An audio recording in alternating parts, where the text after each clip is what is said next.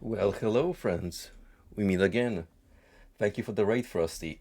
I shall now tag you in, swap the reins, and let our chum here go grab a bite because man's gotta eat. No funny Yakuza antics tonight. Instead, we're taking on a different beast altogether. So, this is a weird one. It's called Castlevania Dracula X. It is based off another game, Rondo of Blood, from the same series. But here's the thing, the original was made for the PC engine in mind, and this is an SNES port with like a year's difference in development. So, because of the PC engine's exclusivity in Japan, they just tried to bring the game over to the West. But because of said exclusivity, they had to remake some stuff. So it's technically a different game, but at the same time, not really. It's strange. That's all I can say. And what's even stranger is that for some reason, Konami thought that it was a good idea to shove this on the Advanced Collection, which doesn't make sense because it's not an advanced game. But you know what? Let's not worry too much about it. The fine details. Instead, let's actually worry about the gameplay. Because, oh lord, let me tell you, I've taken a little dip into this off stream, and it's a doozy.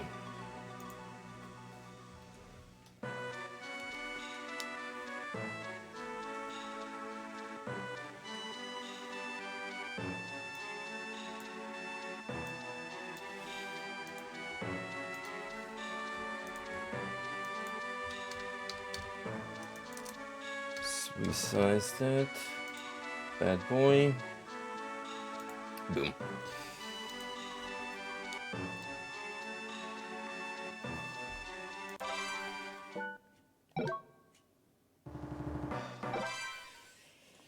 Now, we're gonna have to set some rules for this playthrough. Well, it's more of in the lines, I want to make life easier for me.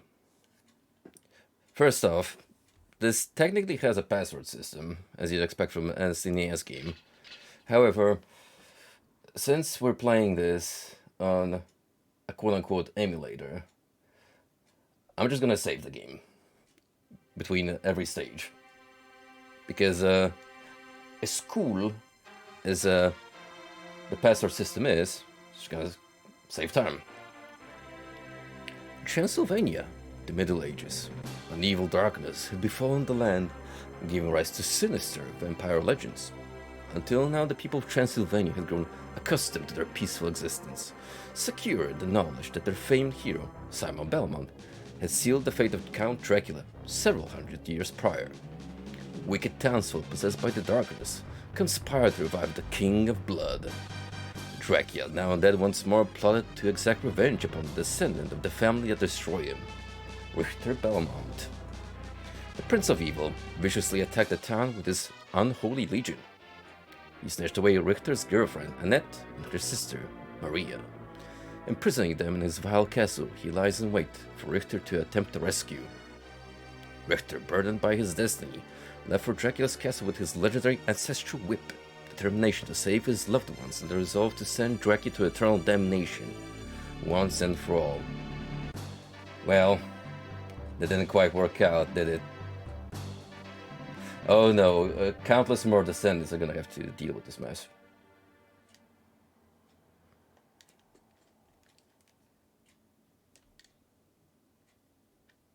But that was a pretty cool intro sequence. Kinda had some Darkstalkers vibes going.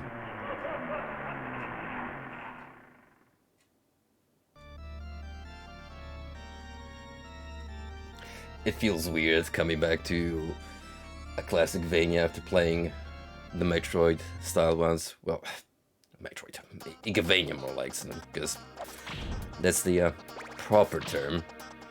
Frosty seething in the audience seat. But hey, you gotta have the classic tunes to start off. So these skeletons need to fix their posture. It's not good for your back, buddy.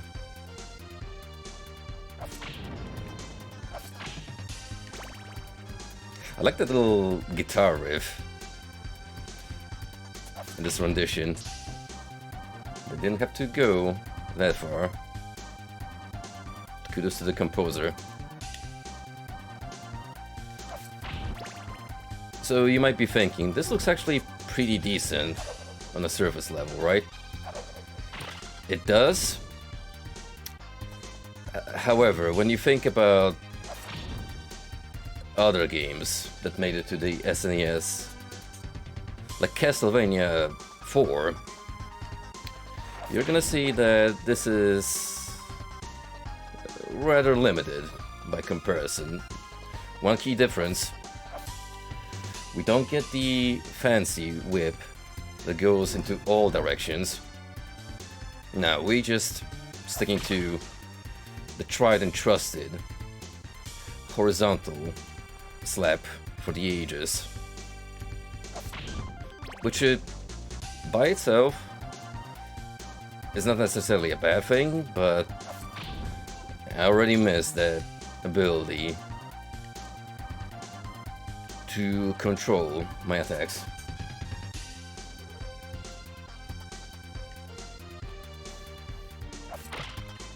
I mean, the backgrounds look good, but there's some weird color wash happening, I feel. Like, I don't know, something's a little off about this palette scheme. For one, the character and monster models look a little more detailed in the actual backgrounds, and yep, we got the Medusa heads. Can't have your Castlevania without the beloved entry. And yes, there is as a nuisance, as you'd expect.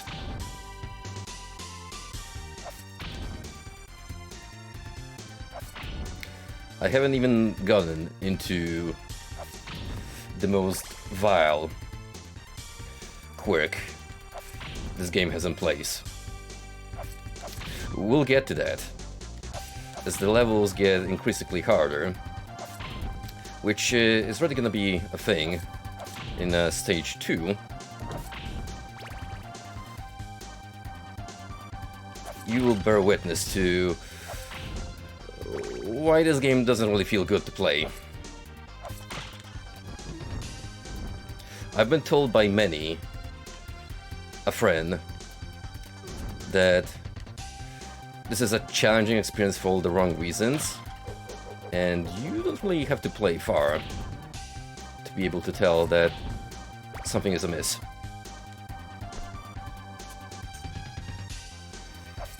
I do also have a guide on deck, because there is a secret ending that you can get, but you kind of have to go out of your way to meet the requirements.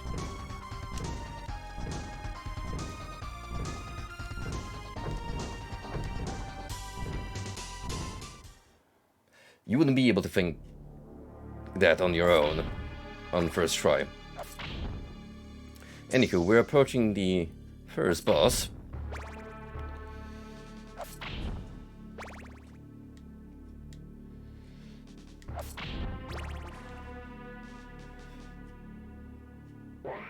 And this is a Cerberus, except it's a kitty cat.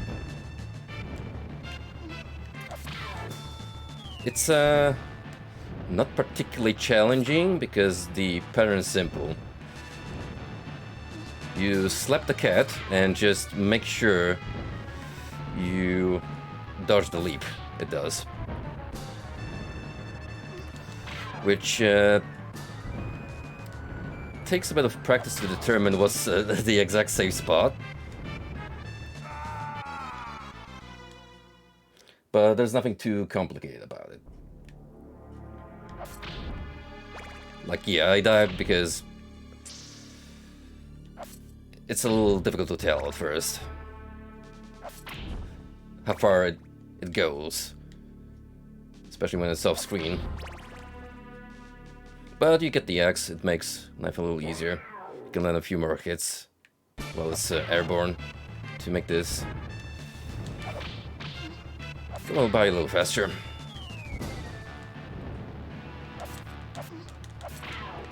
Oh, that's new. Actually didn't go for a leap.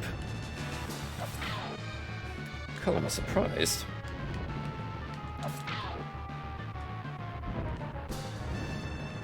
But yeah, a pretty typical boss fight in Vania terms. Just get the parent down, rinse and repeat, and bad kitty.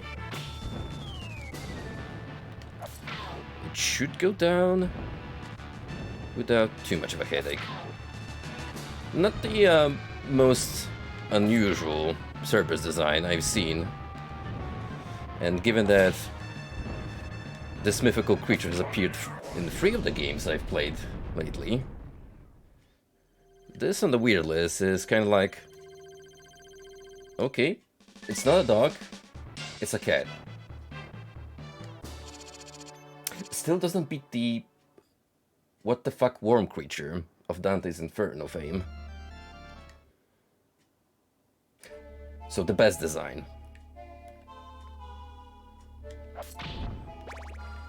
So we're closing in on the castle, and this is where things are gonna get a little tricky. We gotta jump past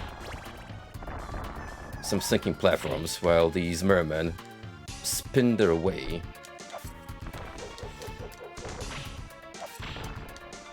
into the fray. Yep. Classic Vania moment right here.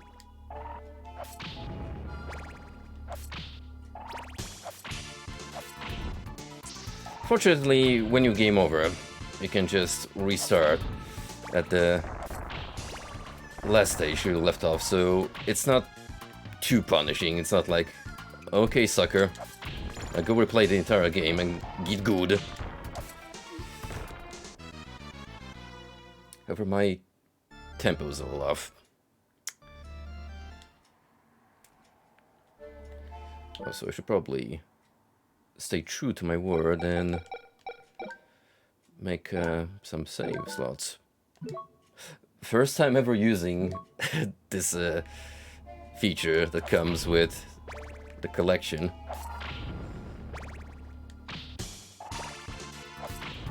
I mean, it's nice that it's there, but the Gavin is kind of rather pointless because you already have an in-game save system.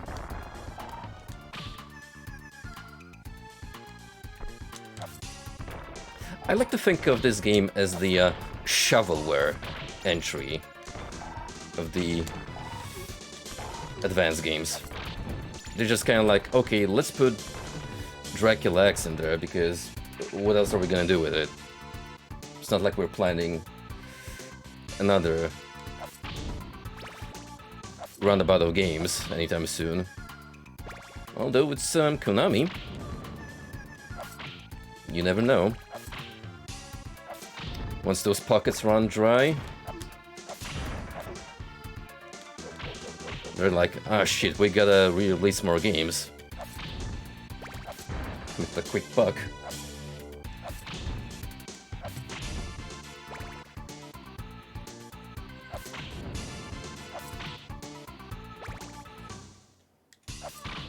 This right here, I would say, is one of the more egregious instances of the game's downgrade in graphics, because look at that JPEG of a glorious background.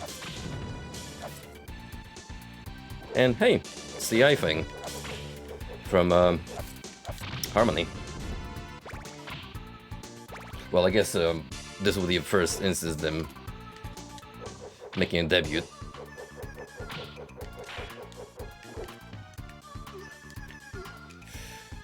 So that, my friends, was this game's absolute lack of invul frames. That's right, you can totally get fucked by a projectile like that in a matter of seconds. And you can't really do anything about it. You just gotta take the L.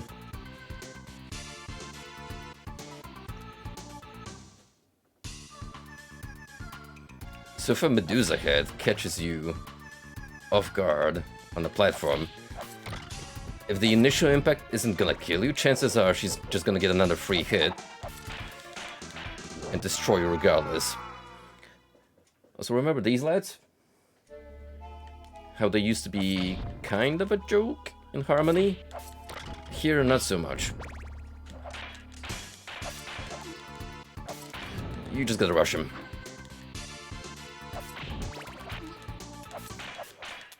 Keep like mid-screen distance and go wild.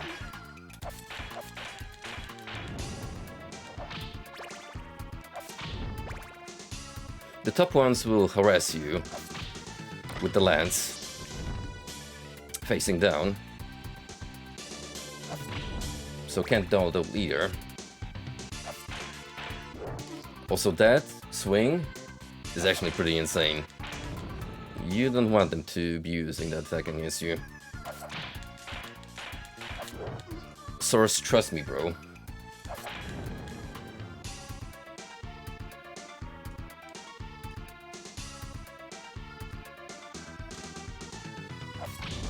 There is a reason why I made an Iron Maiden reference in the stream title, besides, you know, being a boomer and going for the low-hanging fruits. Listen, I think Blaze Bayley is a decent singer, but we don't talk about that era of Maiden.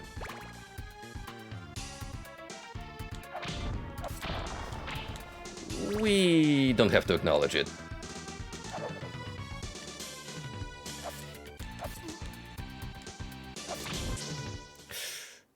Oh, I don't want to lose the axe. Anyway, here's the giant bat, which becomes a multitude of bats once you land a hit. Ideally, you do wanna keep them in that state, because otherwise you have to deal with a big body.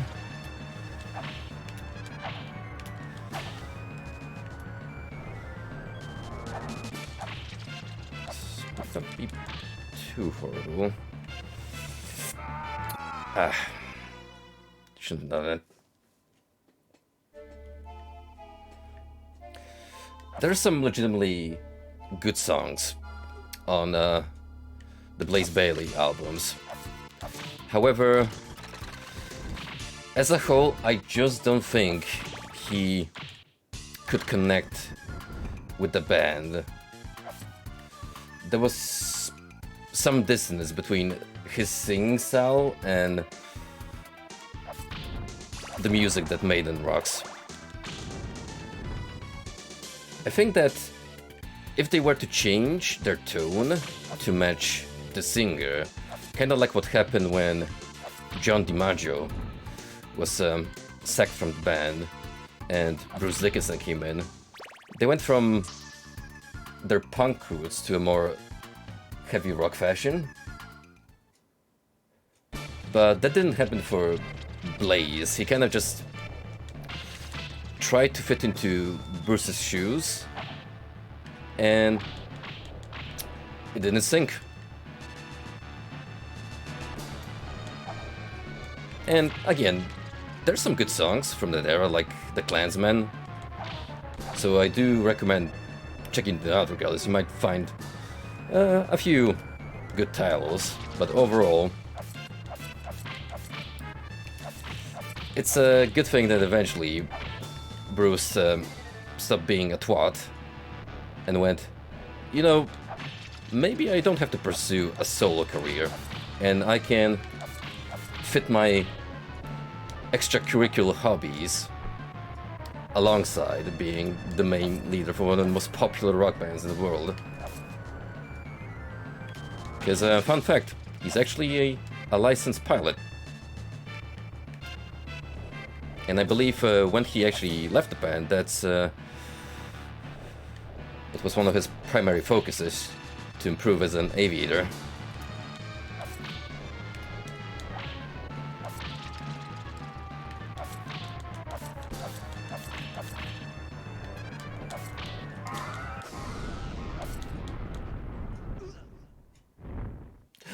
You can actually die from that. Oh, that's so Castlevania. Imagine if you had the Castlevania 1 death repeat. Actually, we don't have to. Also, speaking of old streams, how could I forget? Oh, come on, we gotta do this for tradition's sake. That's right. He's back, boys. The frog returns.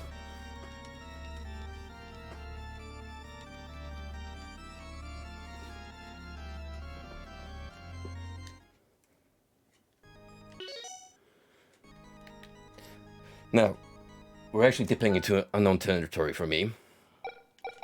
So occasionally you'll see me dive into the guide, because I need to know specifically the part that has one of the prerequisites for the true ending. We need to hunt for a key, essentially. And the cool thing about that key is, even if you get it, you're not instantly guaranteed success. You actually need to hold onto that thing without dying until you reach one of the two prisoners.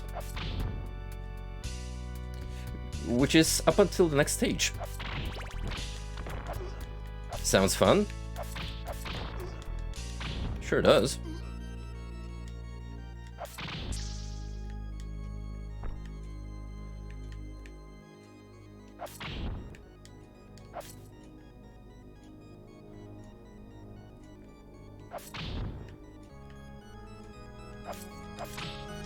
With these washed out platform textures, it's like I'm playing a bootleg.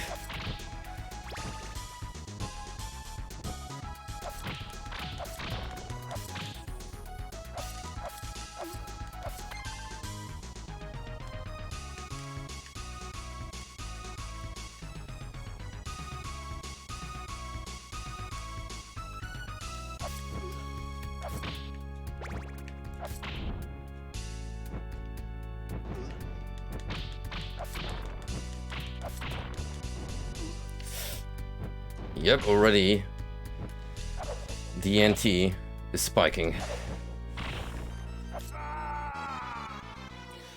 We got the Medusa heads, we got the skull towers, which normally I would be like, okay, we're kinda there. Yeah, remember the times when even the most basic of enemies could end the run.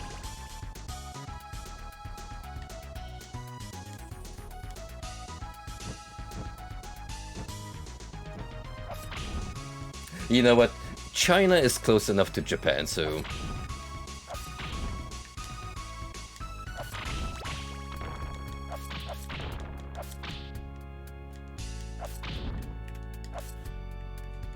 Here is me angering the entire nation of Japan with one statement.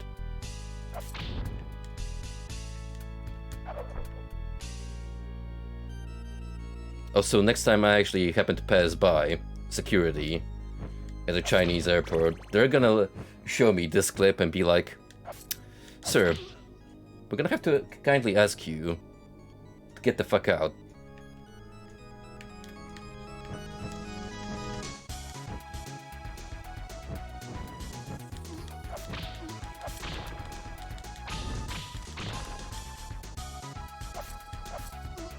Yo, the double Medusa head.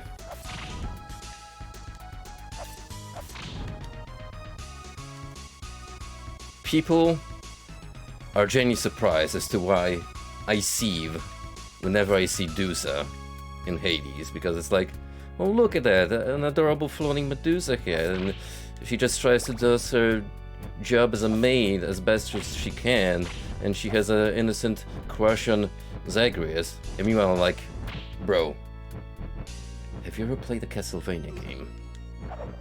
Clearly not. That thing will knock you off a platform when you least expect it. It's in their blood. Murder. Murder? That's a different character altogether.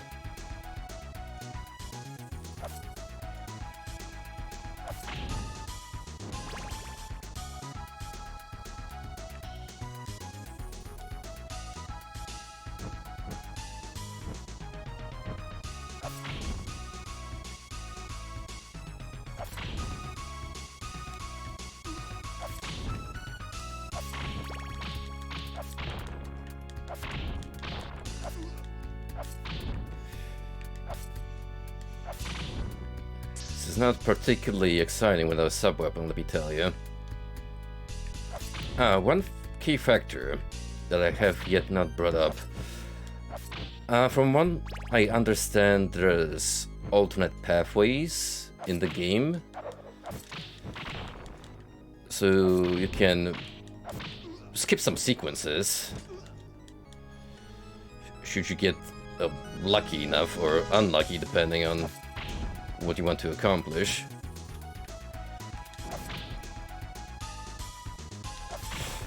Also, we got that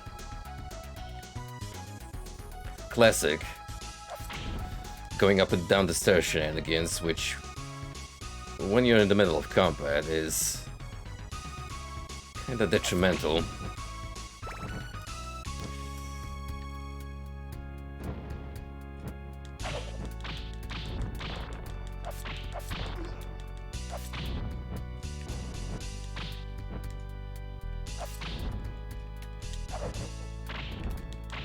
Listen, it's not gonna work. In my personal headcanon, Zagreus settled down with Mommy Nyx, and they all live happily ever after. Because let's face it, Nyx, best girl. No, I am not listening to counter-arguments. There's no debate.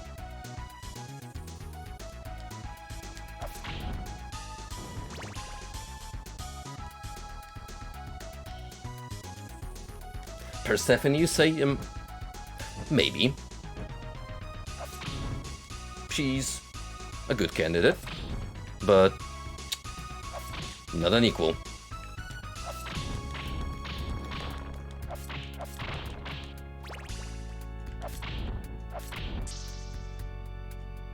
I actually need to get back to my Hades runs in preparation for the second game coming out this year. That's gonna be at least another 100 hours down the drain. But you know what? 100 hours well spent, because the game is awesome. You can replay it so many times and still discover new quest lines, new instances of dialogue. That is such an amazing labor of love. And not only am I glad it's getting a continuation, but that's also going to be an opportunity to include more deities and mythological characters that didn't make the cut in the first game. I always found the lack of Apollo weird. I mean, he's a main deity in the Pantheon, so why was he missing? I guess they just couldn't think of a gimmick to give him?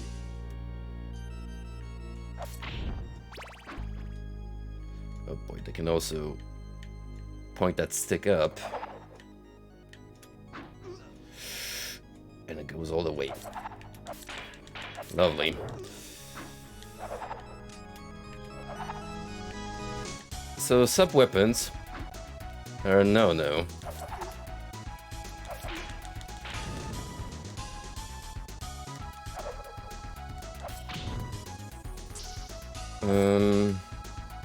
Maybe? Shh, not on the staircase. Hey, at least he's polite enough to back away. What a good guy.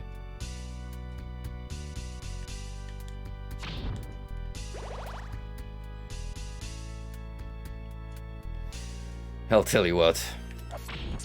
I miss that turkey.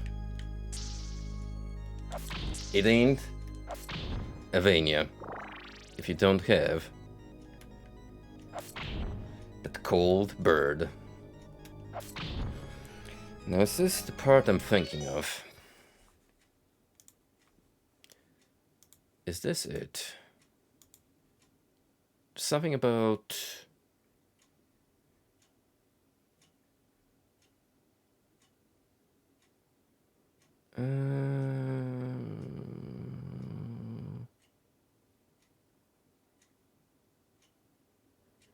No, I need to see pillars, so I don't think this is that bit yet.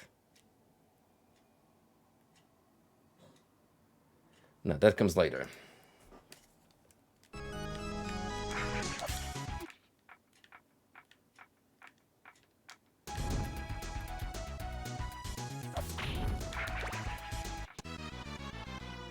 Great.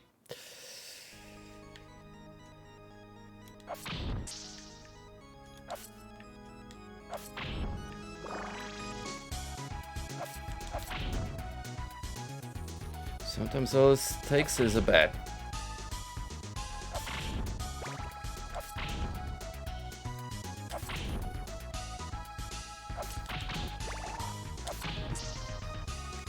Oh, that's evil.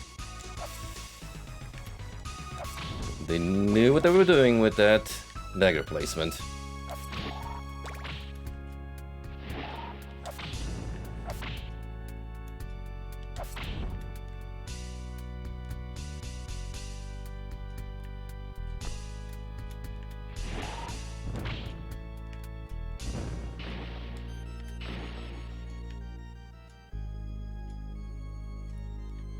You guys come back? Nope. It appears they're done.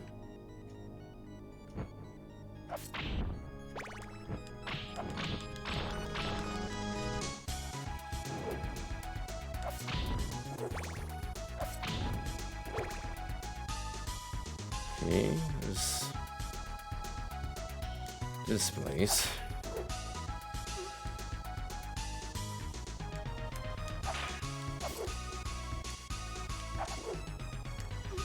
Oh, yikes. Multiple axes.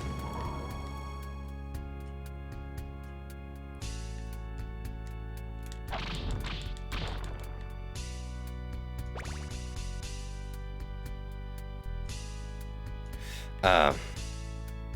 This could be it. So the trick here is I can't fall down. Because if I do, it's back to the beginning, otherwise I cannot get the ending I need.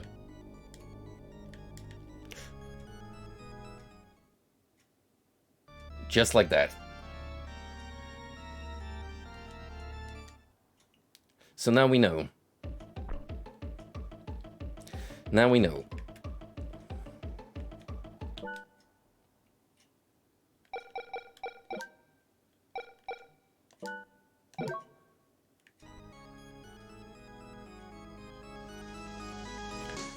Back in my day, I'd have to reset the game console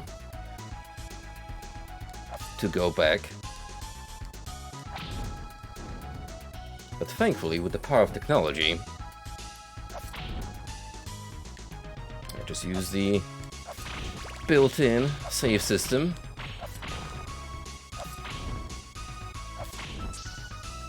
It's technically not cheating if I play by the rules. Technically.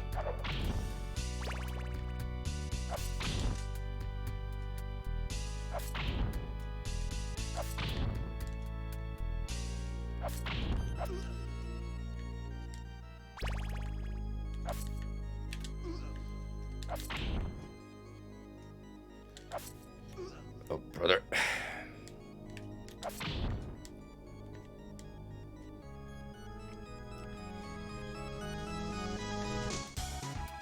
Those Castlevanias, man, they really spoiled me. Neither of them were as brutal, either. Just, well, more confounding in terms of level build.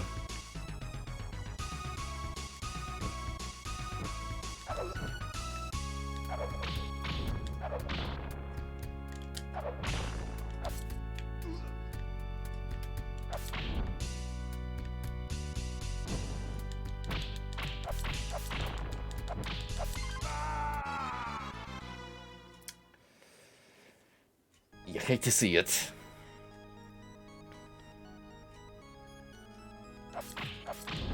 I'm sure many are wondering,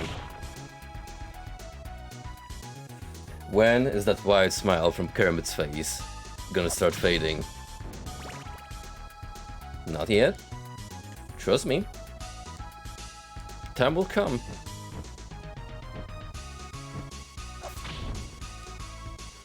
I'm still in a positive mood.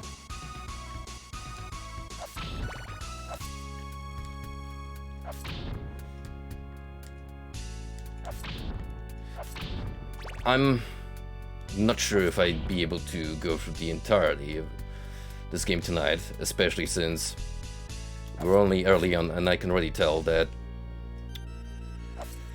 it is a test of my skills and patience. But fret not. Even if I don't, I'll just leave this at the last completed level and we'll definitely pick it up another time.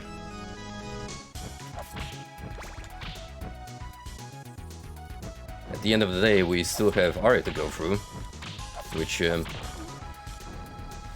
starting to think it was a good decision to save that for last, because I might need a palette cleanser after I'm done with Dracula X.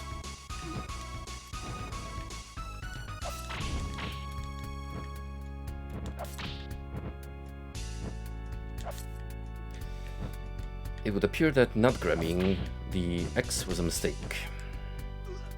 and I'm gonna pay for it.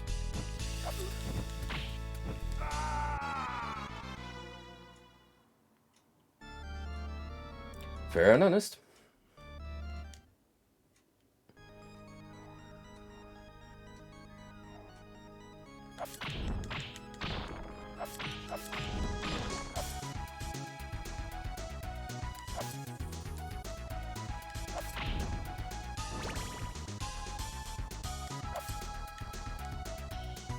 You know what's a fun little fact I've learned recently? So, you know how the Avatar sequel, The Way of Water, and that Puss in Boots sequel came out roughly at the same time frame, and Avatar actually did quite well. Not only that, it was well received and people are like, oh, this is actually better than the original because stuff is happening this time, which I have my doubts about. Because believe me, I watched the original on a plane flight and that was some of the most boring shit I've seen ever. Sure, for the time it looked impressive, the CGI that is, but going into it now is like... But here's the kicker. Apparently Puss in Boots grossed more in the theaters than Avatar 2.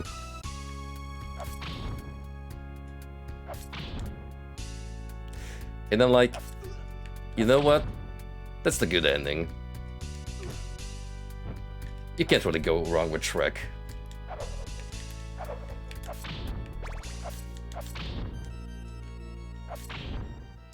Yes, it's a spin-off, I know, and there's barely any Shrek in there, but it's still part of the expanded Shrek universe, as is Shrek Super Slam, the best game ever.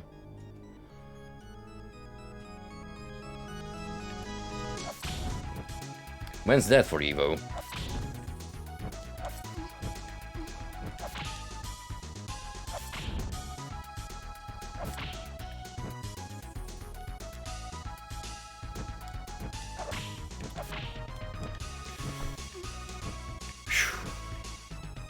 Could have ended horribly for me.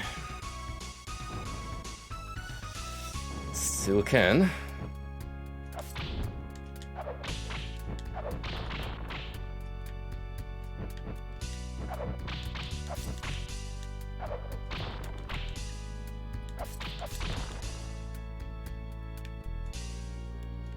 You really have to be in a particular mindset while playing these games.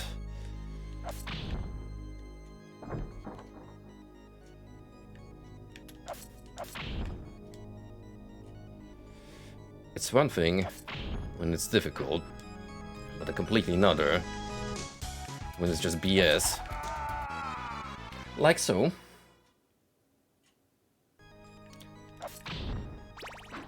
That tip of the spear tickling me.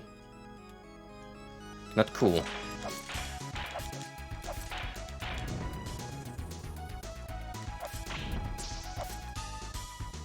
Sir, if you could kindly back away. Thanks.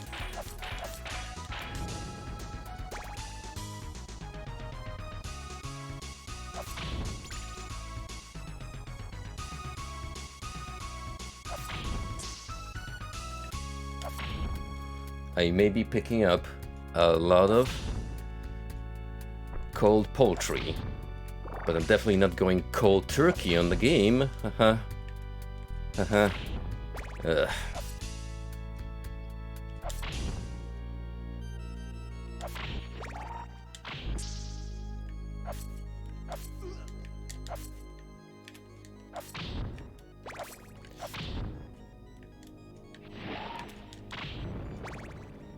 Don't you just hate awkward hitboxes on those small enemies? They just only need to make bodily contact with you to completely nullify all your accomplishments.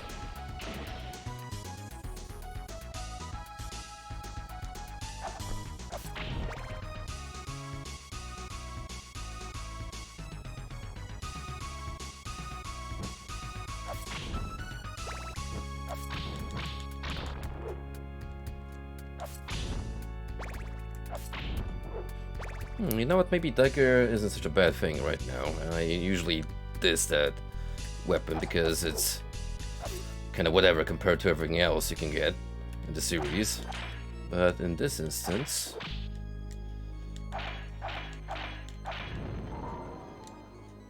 it helped me deal with the Shield Knight better.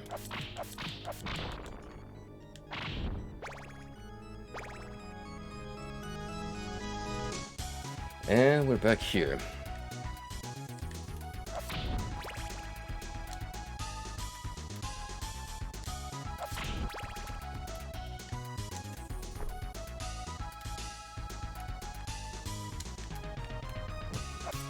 Of course there's gonna be Medusa heads. Why wouldn't there be? And these pricks.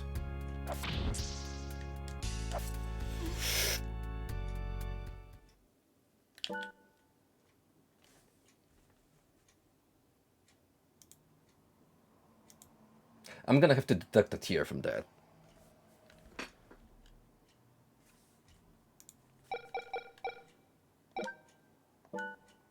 Because that was...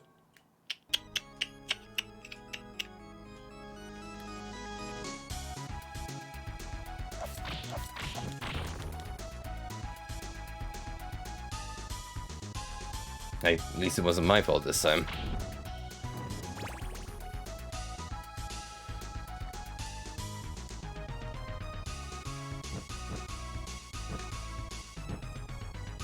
the new hard drive article. Man gives up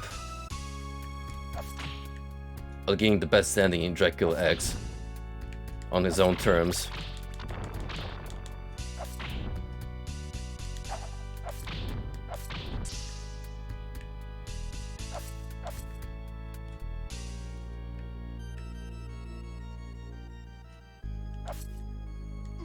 Something I haven't contemplated yet, and to anyone who's played Dracula before, are there actual secrets behind walls?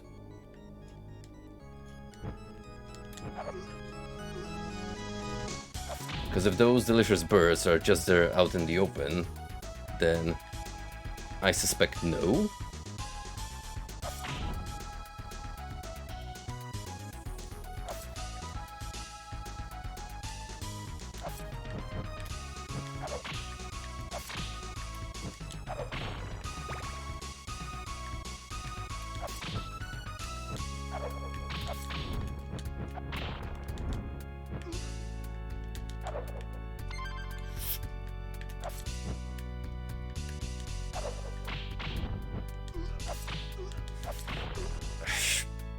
Health lost.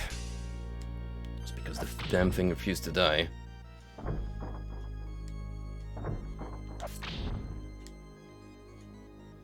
Oh, well, at least I'm being a little more consistent now.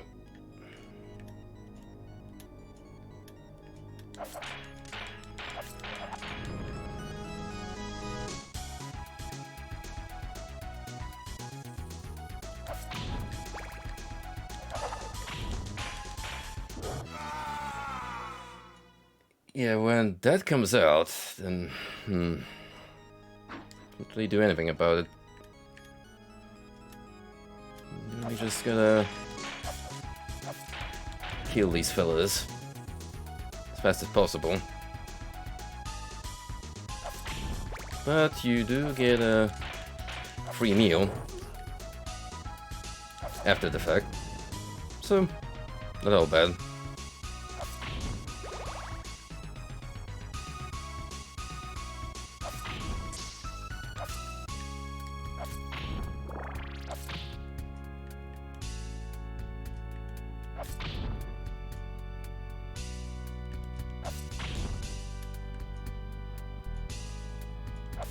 I have to wait for the next cycle, because this bat, I did not trust the creature enough for him not to fuck up my platforming.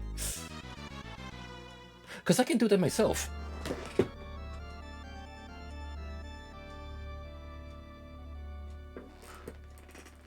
Shit.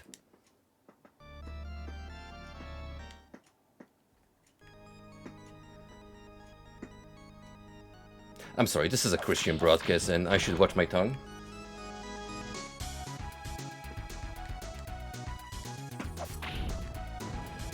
Especially given it's still the holy day over here. Not that I should go loose as soon as midnight strikes the clock. But especially today, on a Sunday,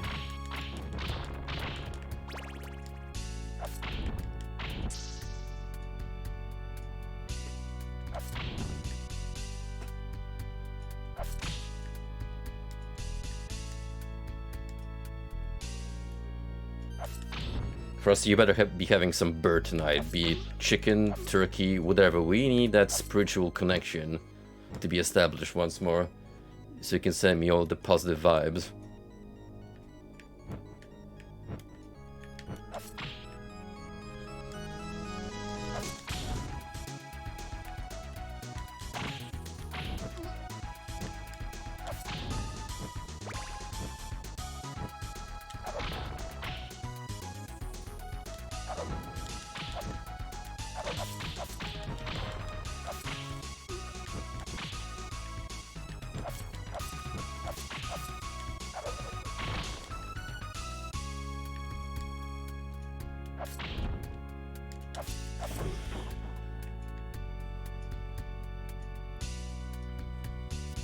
My reflexes have dulled.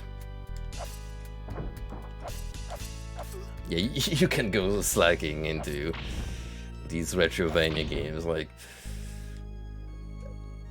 everything has to be nigh perfect. Your movement, your attacks. Otherwise, you are gonna get punished, and we're not talking Dark Souls punishment here. We're talking like actual pain and suffering.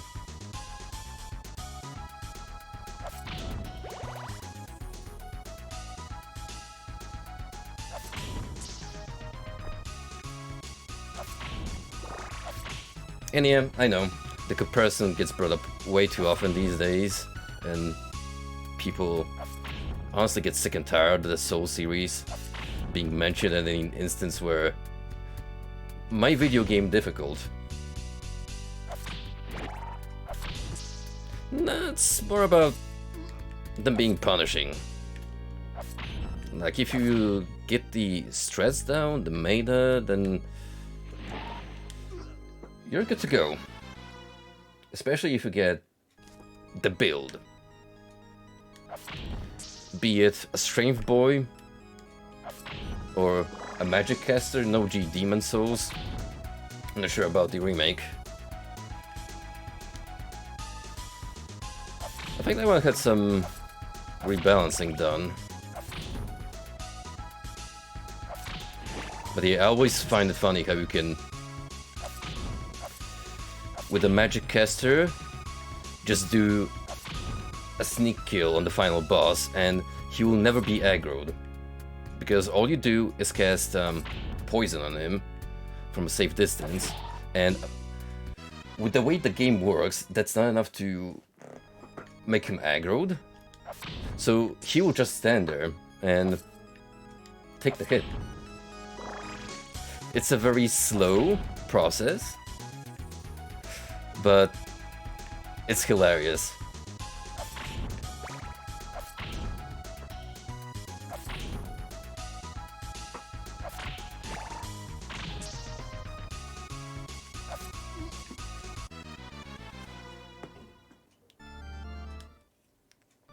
See how fast you can lose your lives on one bit.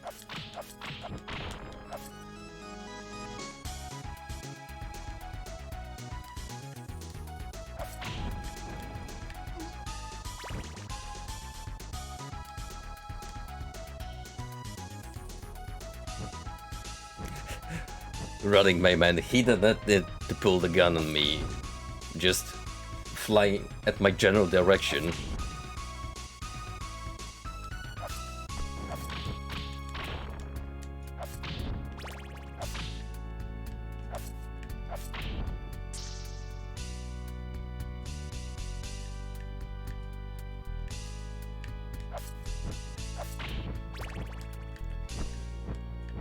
Is there something this way? I don't think I've tried going. Nope.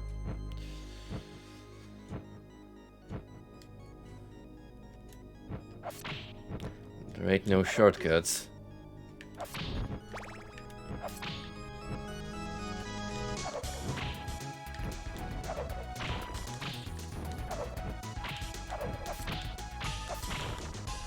So, who's excited for John Wick Chapter 4?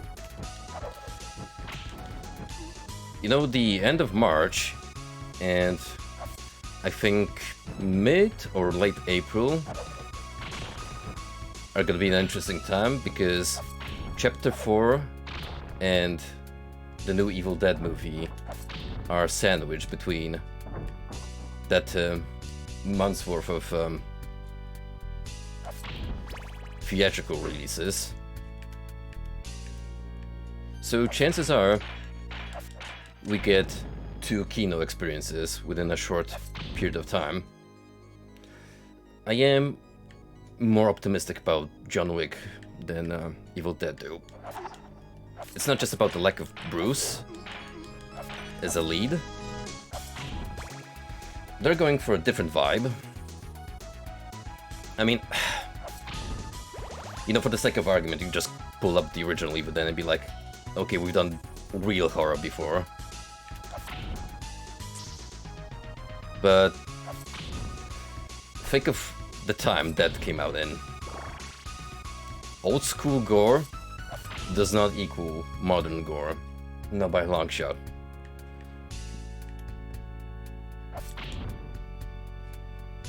This is gonna be the old man coming out of me again, but they really did not give a fuck back in the day. So much shit could fly in the cinema, and no one would so much as flip an eyelid.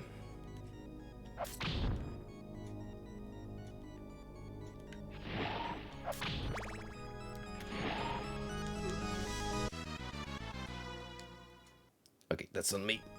It's facing the wrong direction. Don't even know why.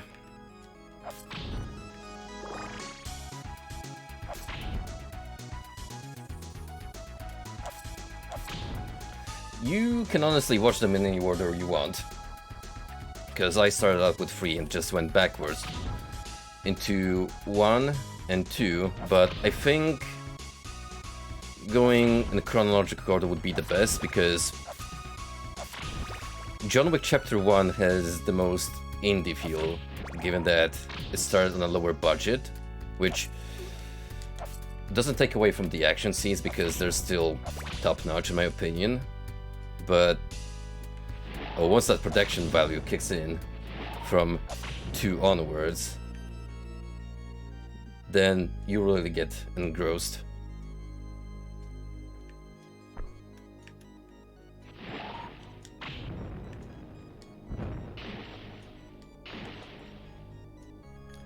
The secret forbidden Dracula X-Tech. It doesn't involve transforming into a skeleton.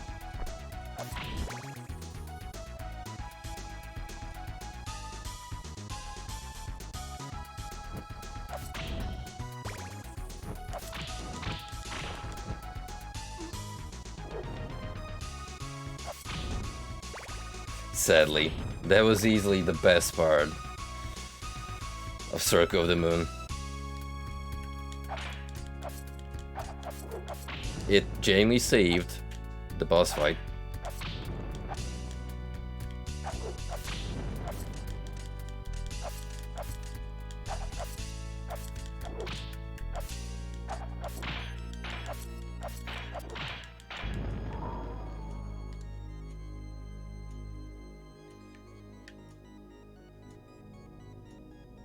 If you hold crouching, if you get hit, you will not get knocked back on a hit.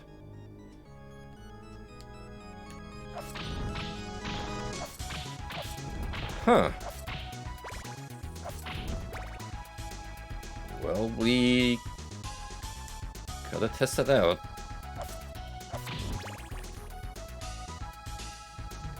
But if so, that's gonna be extremely useful, especially for bits like this.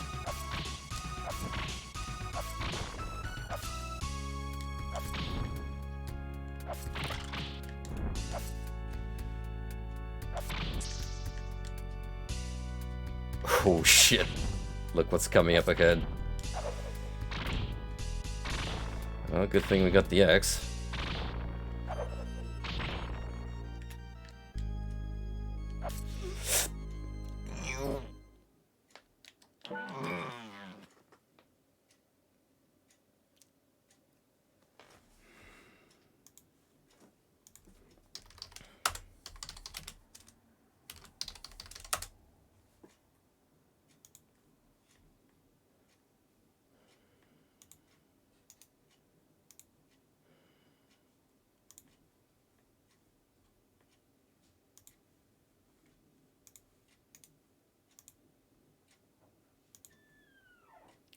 Why does everything have to be a web BP?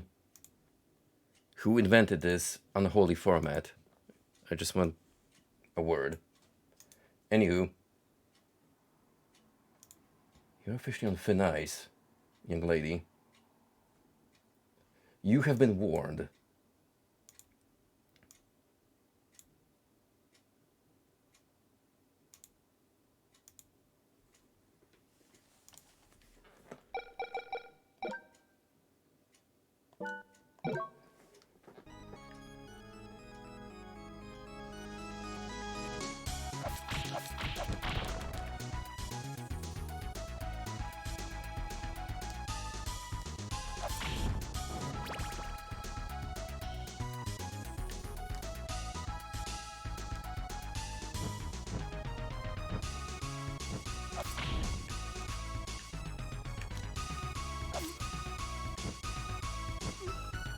Oh yeah.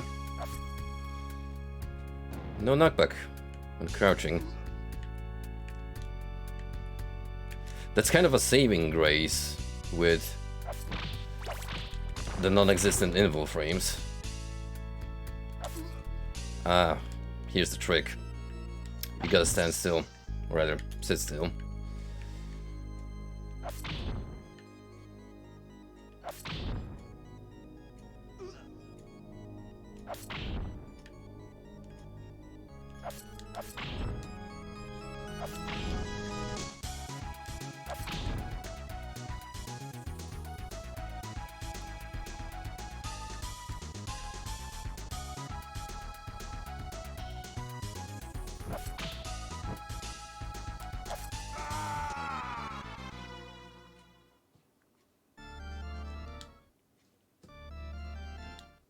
Wait, that was my last life, really?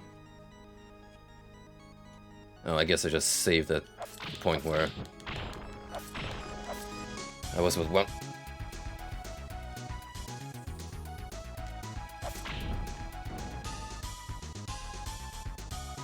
I should probably fix that on my next reset, which is definitely gonna happen.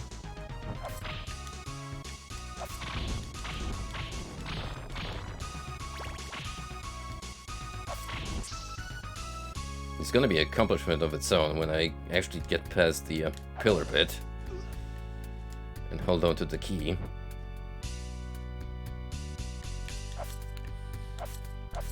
It's the small steps that count.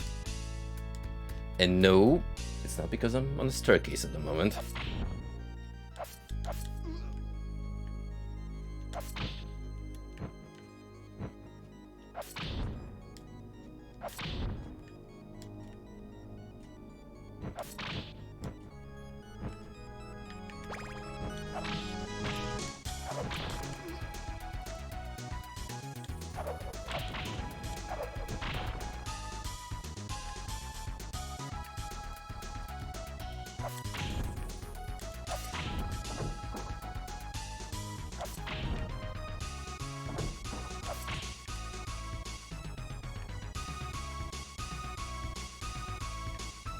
I'm gonna have to watch a speed run of Dracula X. Some madman has to have done it.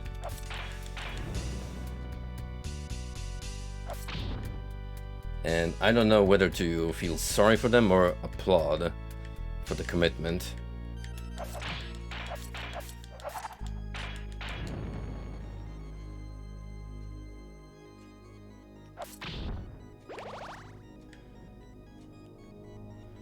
I mean, I guess if you do any percent and ditch the ending thing, then it's a pretty straightforward run. But if you have to go out of your way, then it's kinda different story altogether.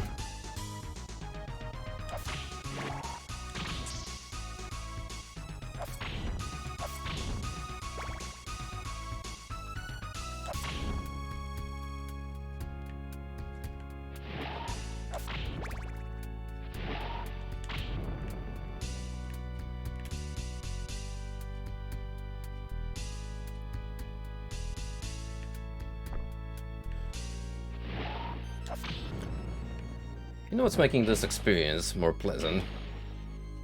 Definitely the score. And that I will easily say is one of the high points of the game so far.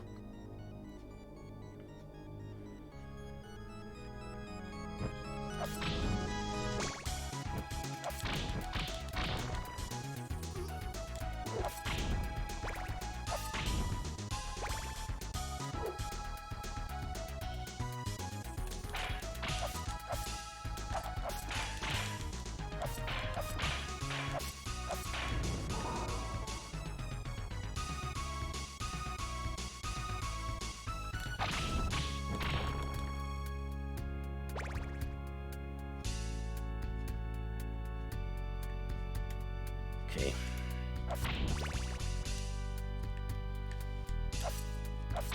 We're gonna have to slay the skeleton. question about it. Oh, easy enough, he kind of just throws me a bone. That manner. I deserve it. I can't even be mad.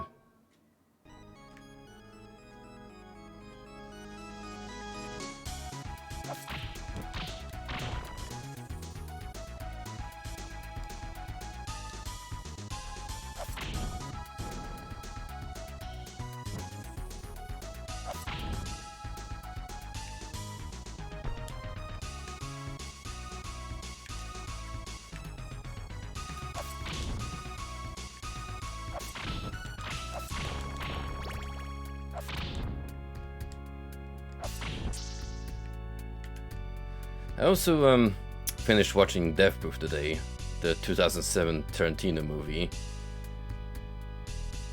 He himself has stated that that's the worst movie in his directing career, and I kind of have to agree. It has a great premise, but the actual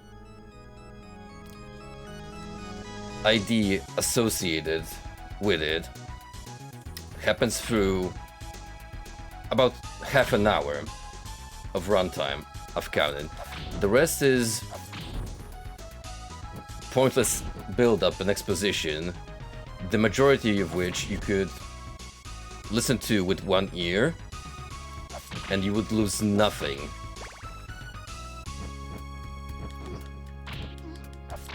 Because it just doesn't add anything. It does nothing. Sure, I guess there's some commentary about how the media industry works and all that jazz, but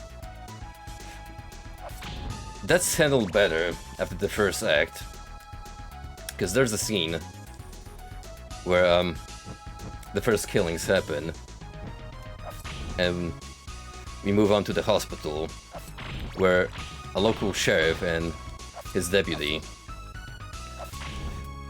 start pondering about the events that transpired, and basically the old sheriff swaps his Texas 10 gallon for a Sherlock Holmes hat, metaphorically speaking, because he cracks the case in a matter of minutes. He's like, oh, he planned all of this actually, and the dude is a degenerate, and he should be behind bars, but nothing's gonna happen to him because the circumstances warrant a pardon. And the best part about that exchange that he has with the deputy, his son, is, well, I could be a vigilante and pursue justice on my own, but I'd rather spend all that time into watching NASCAR and save myself a headache.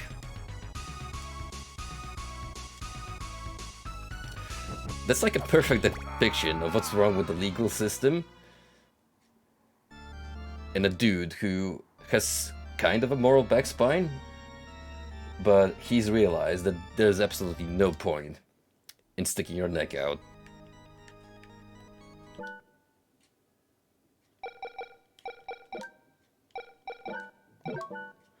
Also, before any of you bring it up, yes, it's a Tarantino movie, so there's the thing in them.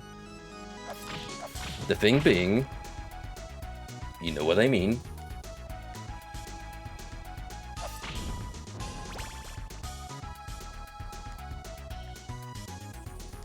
I can't help but go back to my childhood when I first watched Pulp Fiction as a wee lad, and all of the jokes just flew past my head. But especially Tarantino's little secret.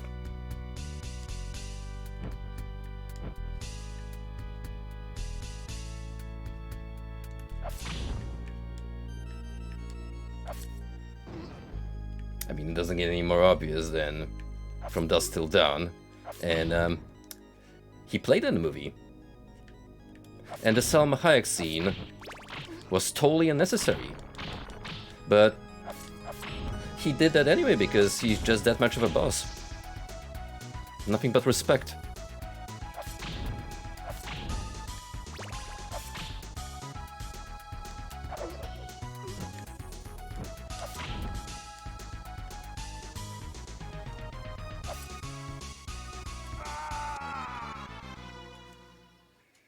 There was way too many Medusa heads than the contract mandated.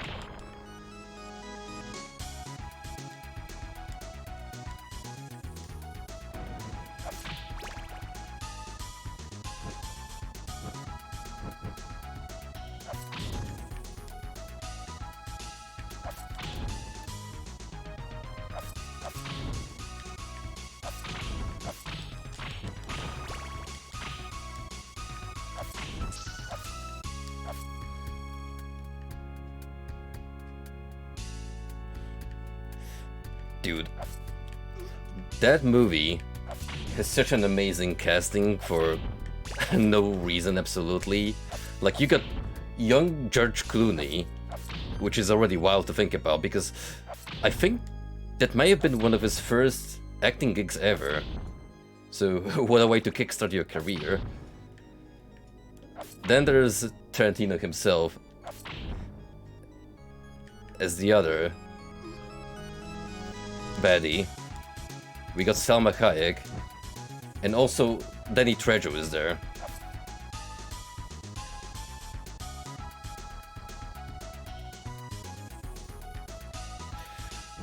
With one of his peak moments of acting.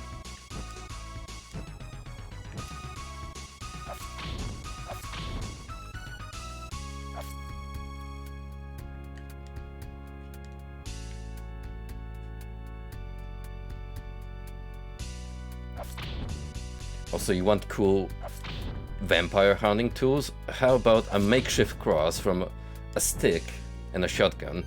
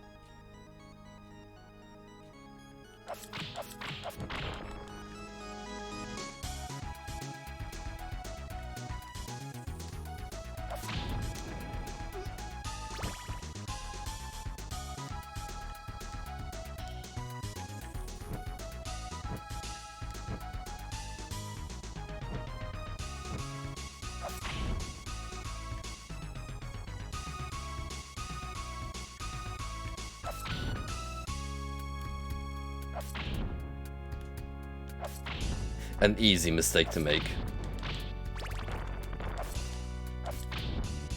Man, I occasionally bring up Bruce Campbell as an example of aging like fine wine, but freaking George Clooney, man.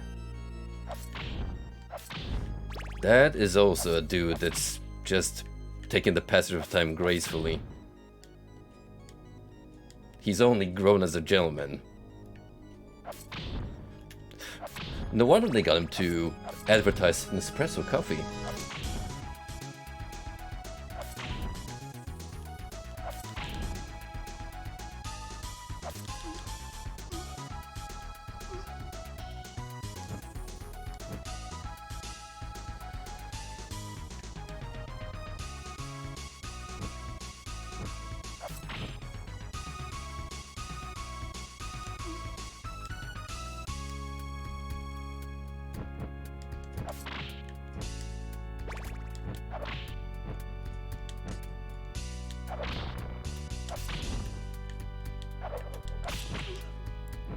Oh, sucks.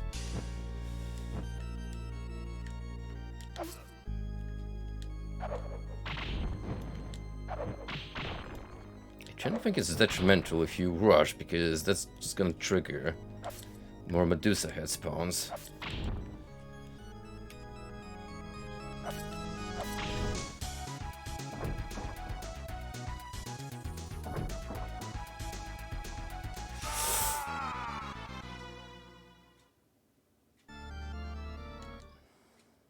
It was my last life, so...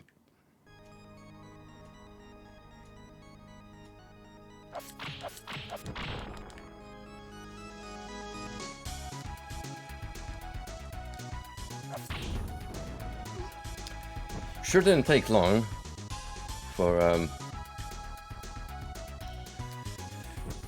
seemed to get difficult.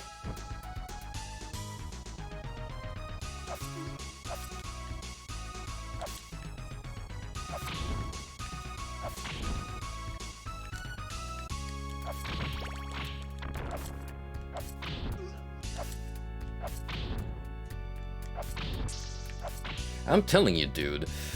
Sometimes you see cameos from famous people where you least expect it. Speaking of Bruce Campbell, I'm pretty sure he also did some video game voice acting gigs. He's in some obscure space-themed video game as far as memory serves. I don't exactly remember what it was, but I distinctly remember him being an important character in there.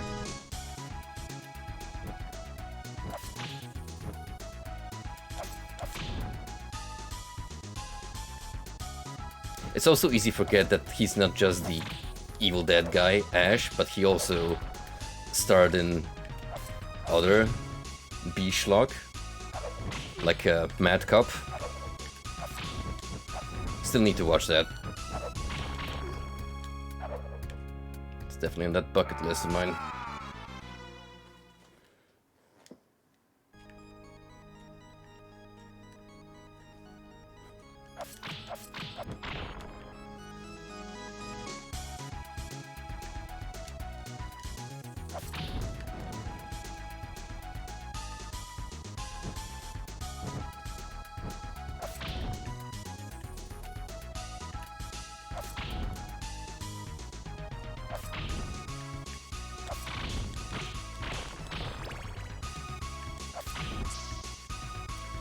So apparently the new JoJo series, Part 9, is gonna start its serialization mid-February, so fingers crossed it's gonna be better than Part 8.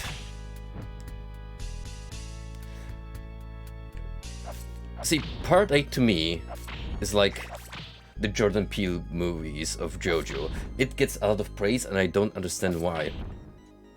It was one of the most boring experiences I have, and I think for that reason alone, I generally kind of like Part 6 better, because at least stuff happens in there.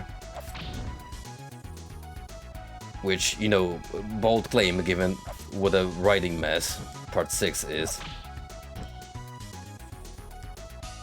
But I just couldn't get into it. Like, I gave it an honest try. I read all of it, but I didn't care about most of the characters. The main villain sucks, and the motivation behind all of this just didn't struck me as jaw-dropping.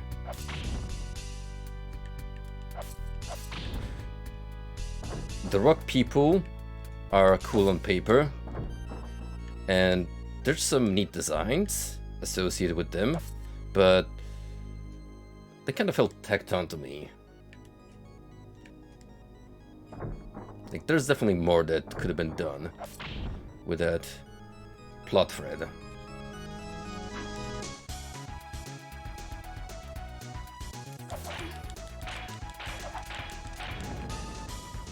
Speaking of, gotta go back to watching Part 6, Season 3, about midway in.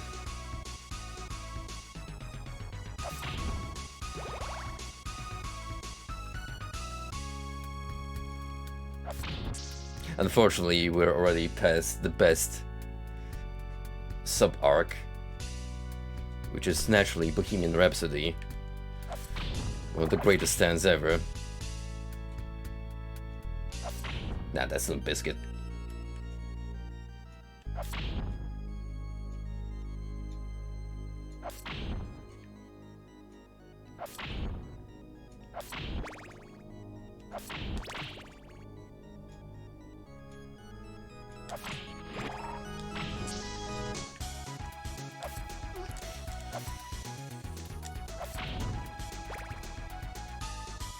I need to stop getting fidgety whenever I get hit.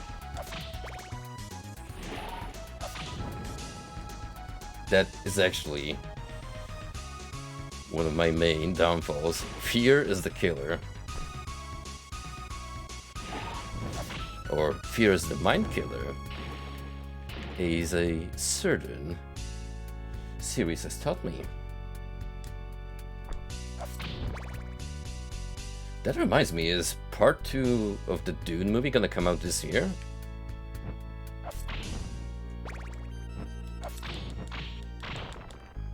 I don't remember.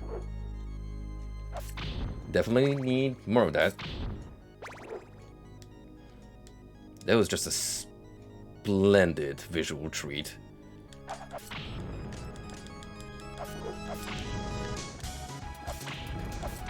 And the Hans Zimmerman compositions, chef's kiss. You get that man to compose a soundtrack for a documentary and he will shit out fire.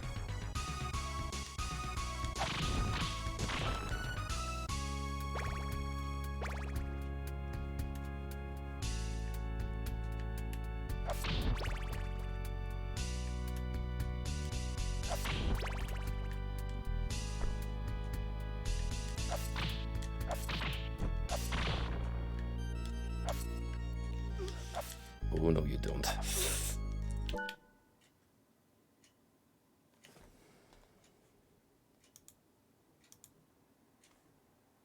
It keeps happening.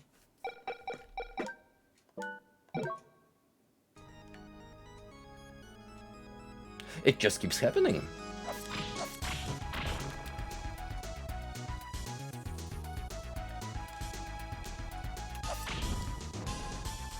That has to be a speedrun strat for any percent. Now, if I'm being the stage to completion, just dip.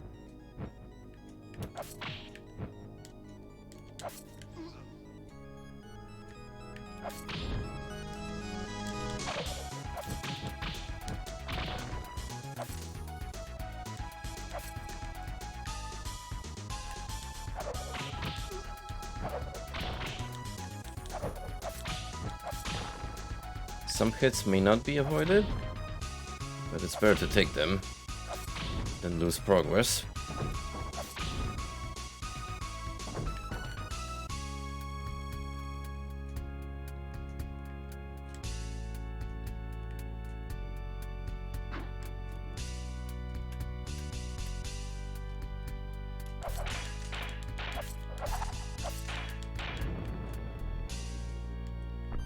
And now for you, my good sir.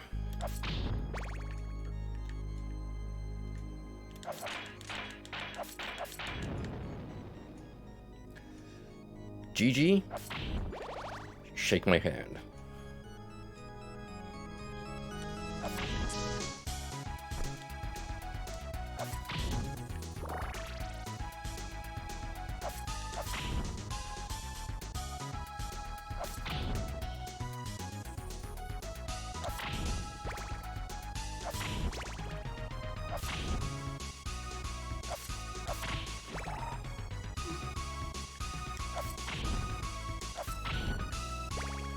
If I were gonna smack that candle and get the knife. Get psyched.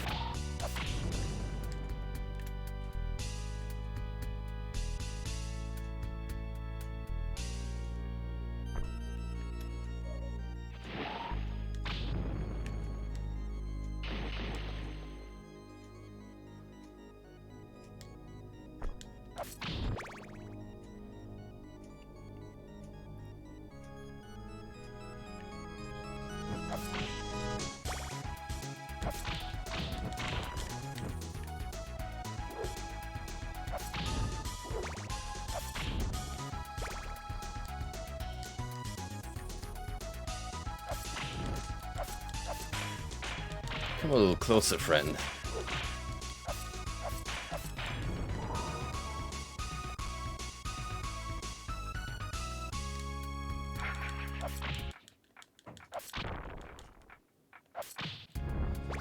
This might actually save my skin. In this part. I'll do... I mean, I'm gonna need an axe for all those skull towers.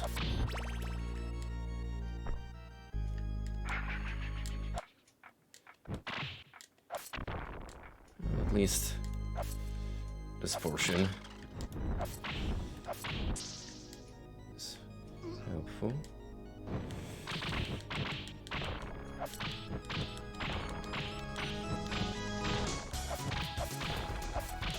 I'm sorry, Turkey.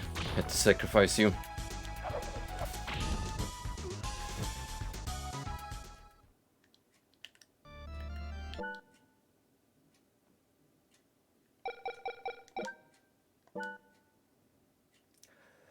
Fuck that one skull. That one skull exclusively.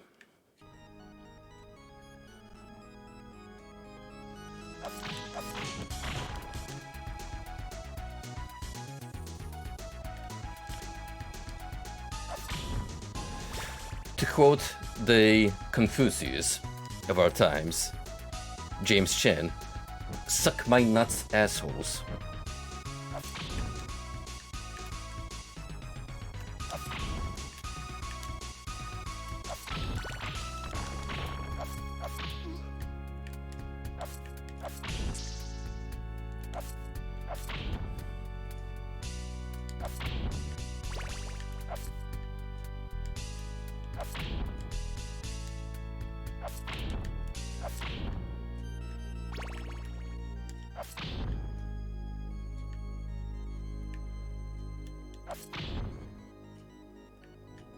What if I make a follow-up to this stream and just call it Virtual 11 for no reason? Well, there will be a reason if you look back at the stream name in retrospect.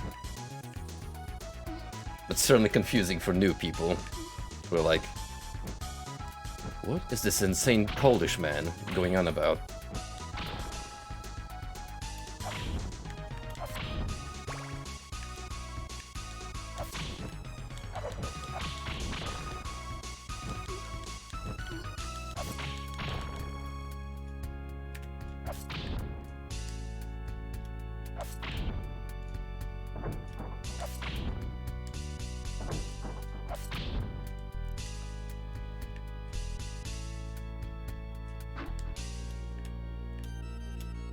Pray for good RNG here.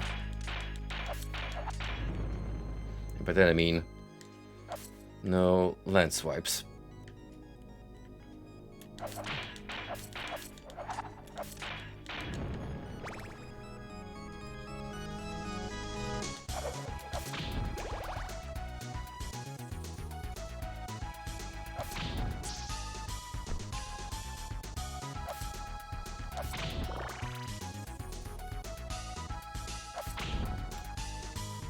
Kind of them to give this potion, which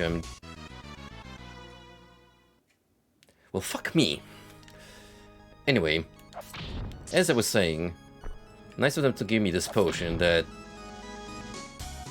is not very helpful.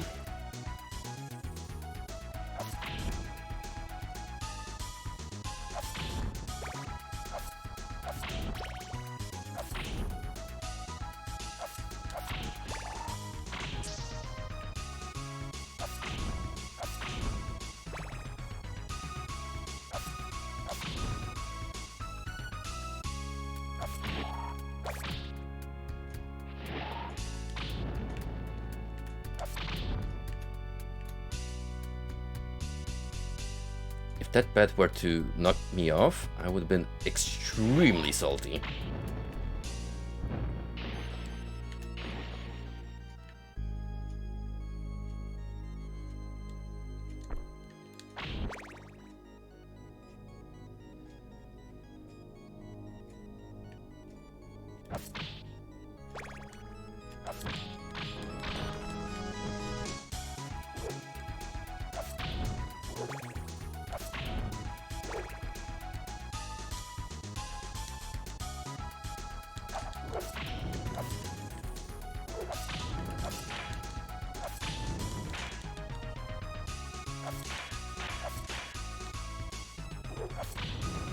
Isn't it cute how eventually he just loses his cool and starts wailing at you?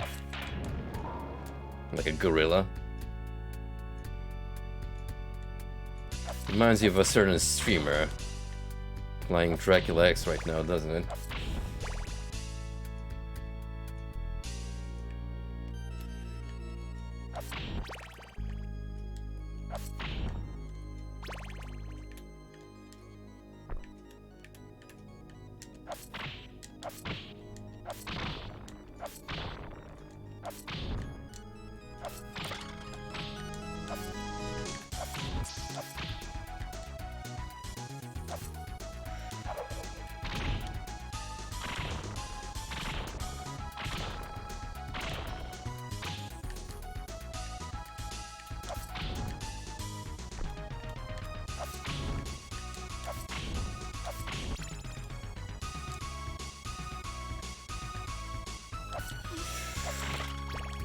Oh, that was evil.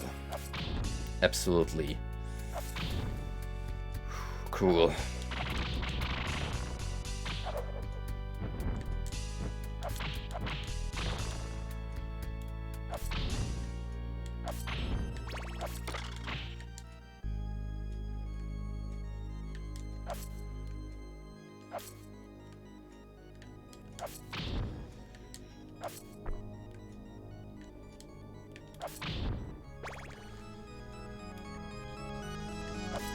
Well, I made it. Okay, before I fluff this up,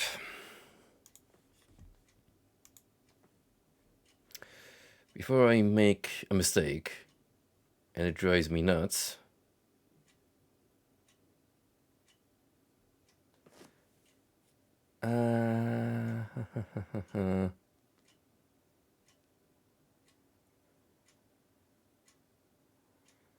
okay, I have to keep on proceeding. Good afternoon, Golden, and welcome to the stream. Hope you are having a good evening, brother. Because let me tell you, I am going through a whiplash of my own. Okay, keys in hand.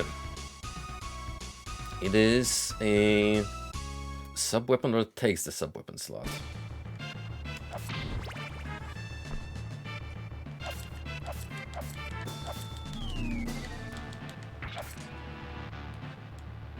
So got this guy.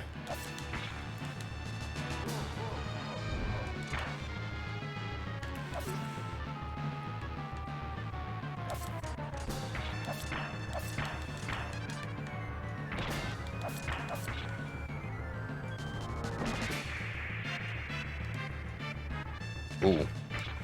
Probably shouldn't have grabbed that, but good to know it's here.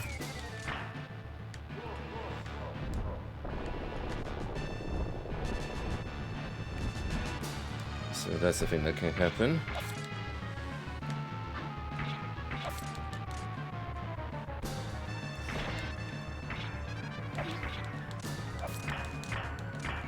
Oh, I'm in a terrible place.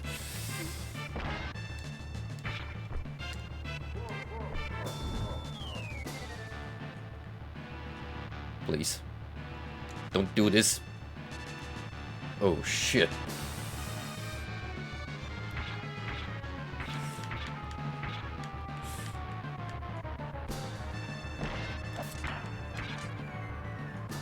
So ideally, we want you to do the jump in. Great, I cannot whip the head, as we just established. And also, no key. Can I pick it up?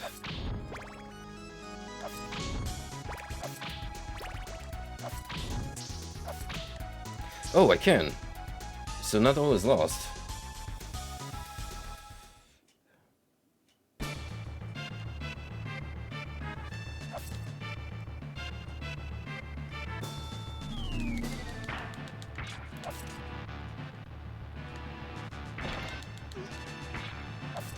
Wow, that hitbox sure is something.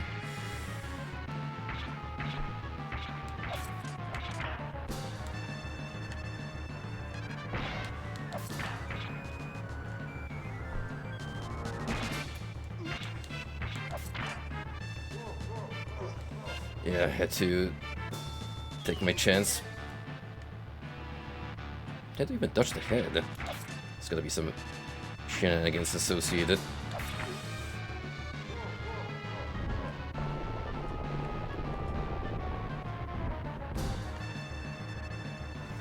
I don't know.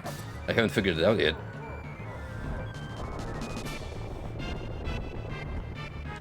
It's a cool looking boss.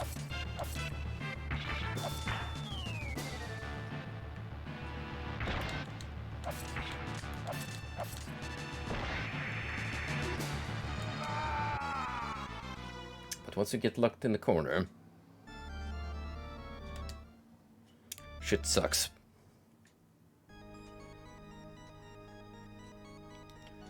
Well, the good news is we do get health for our trouble.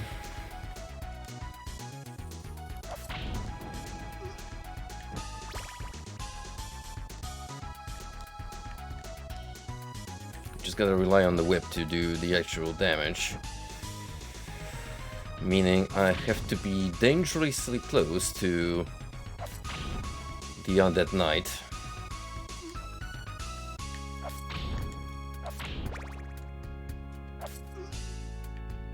So close that I can just accidentally walk into the tip of that lance.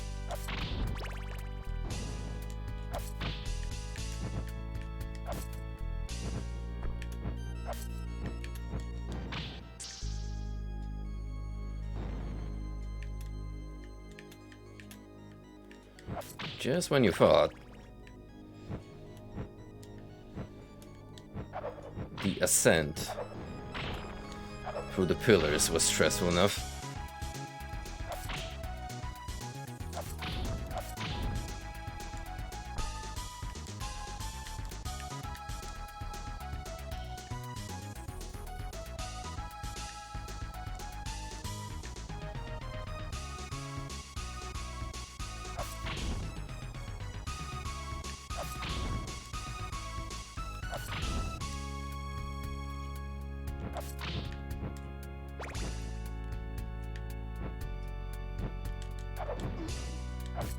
Ah, right. Keep forgetting sadly.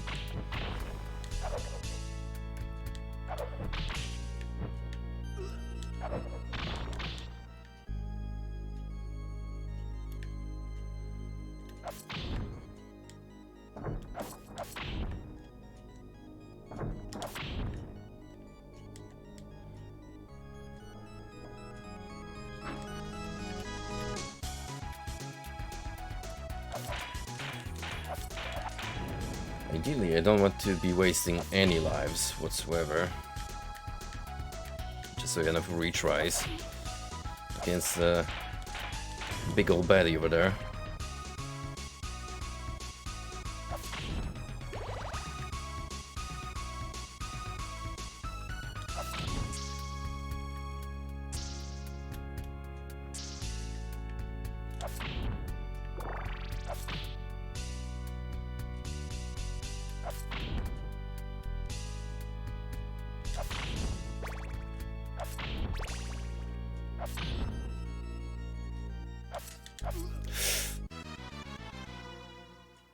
It was reactionary.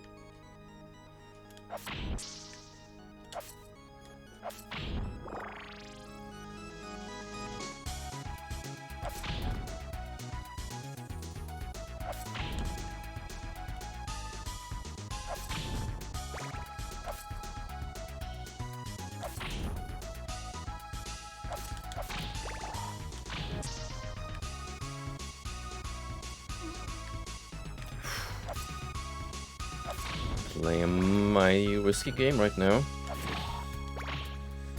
With these risky moves.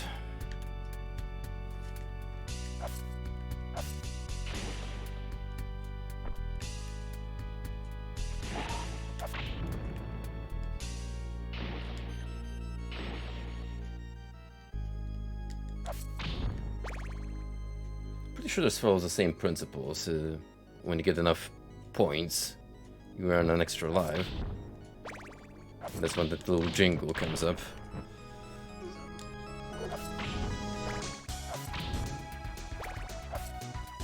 since you can't really track points, it's up to you to do the math in your head. Or the guesswork. You tell me.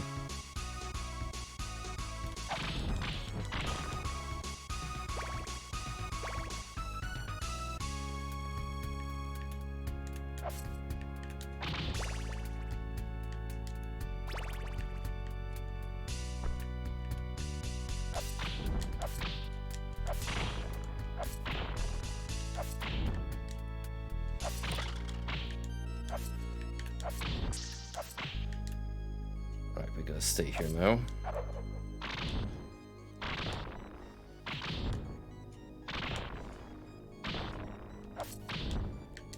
And very, very carefully move on.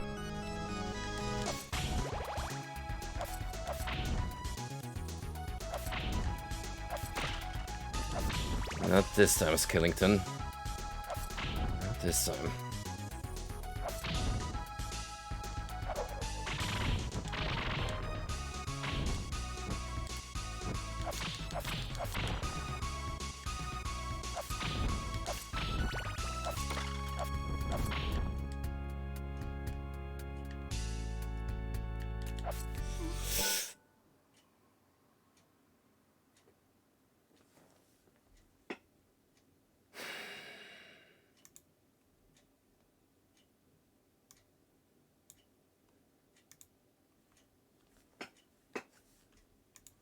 I'm not mad.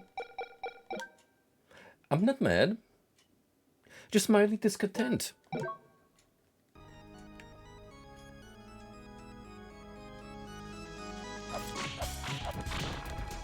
Who cares if I almost made it through that section?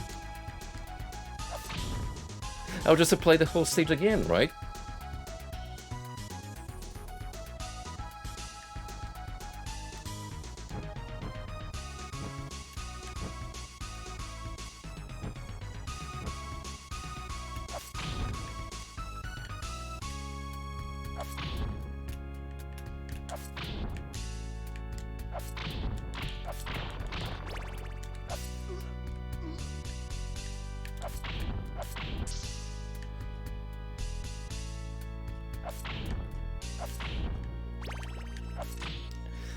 I don't know if I would call this meme difficulty levels like with Castlevania 3, the US version, but there's definitely some shit in here that's meant to be frustrating for all the wrong reasons.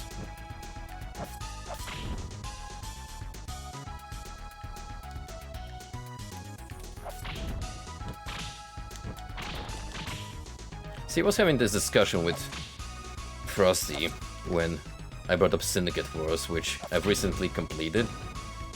So, another childhood game that I never got around to fully finish.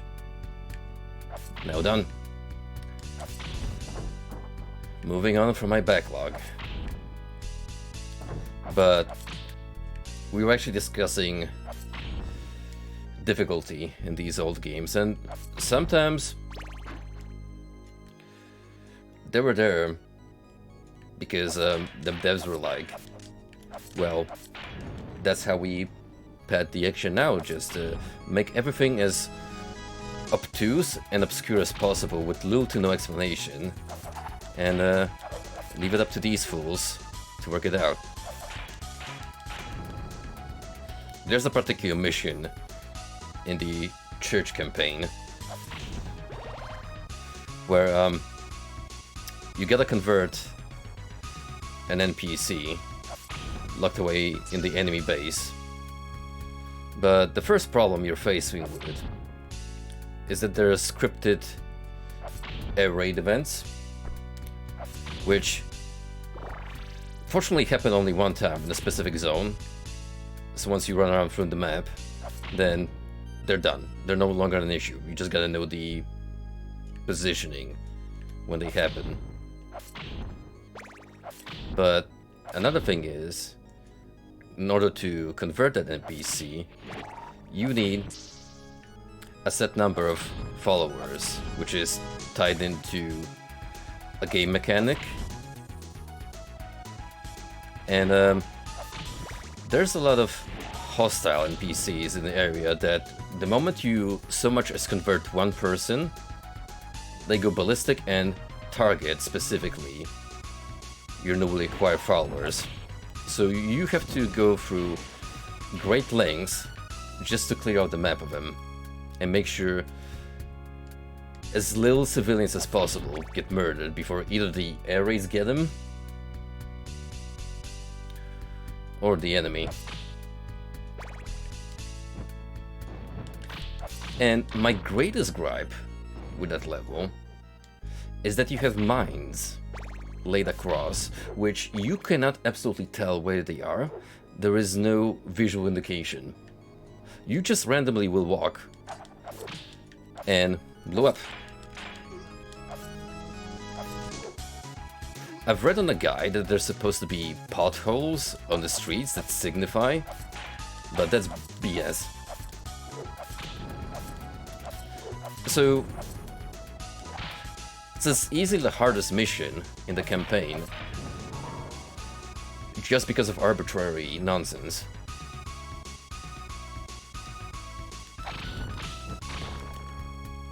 There's no challenge other than trial and error.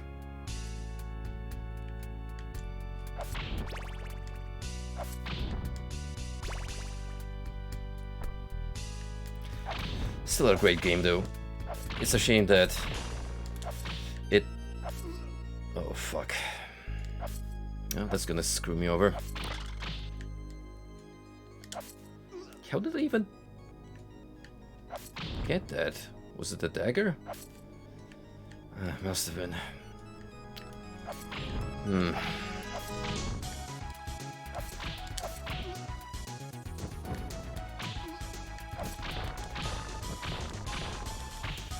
I mean, if I die here, then just repeat. Yeah, that's better. Actually, it will be helpful without a sub-weapon. But yeah, it's kind of a shame that, like with many IPs, in EA's position, that one's not coming back.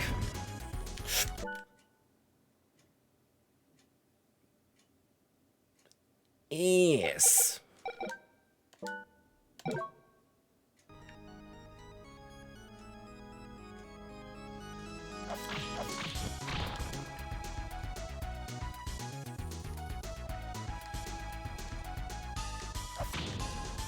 You know, I don't really have to go for the true ending.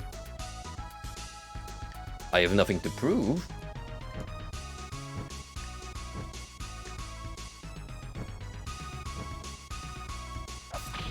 But I will do it nevertheless, otherwise Frosty is gonna add me on this, gonna be like, no balls.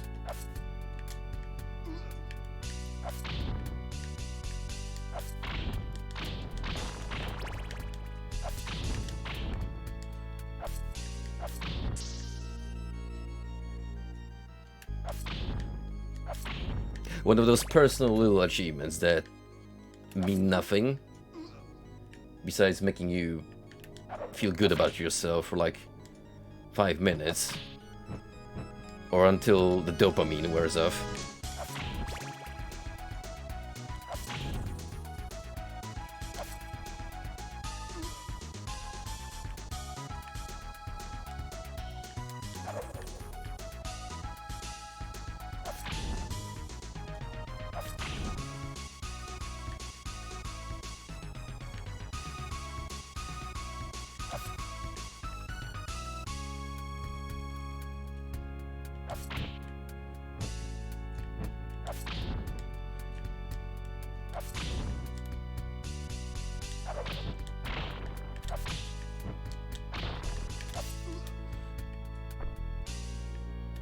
So I think it's safe to say that, barring this initial screen,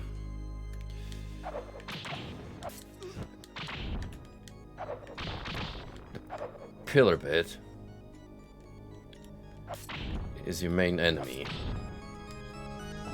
If you wanna, like, you know, properly finish the stage. I mean, there's the boss too, but let's not worry about him too much until we get there.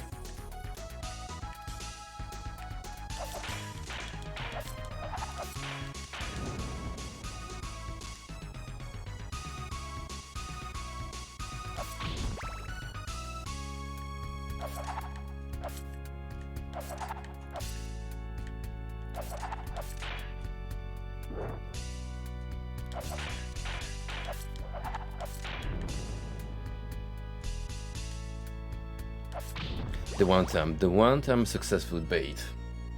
The swipe.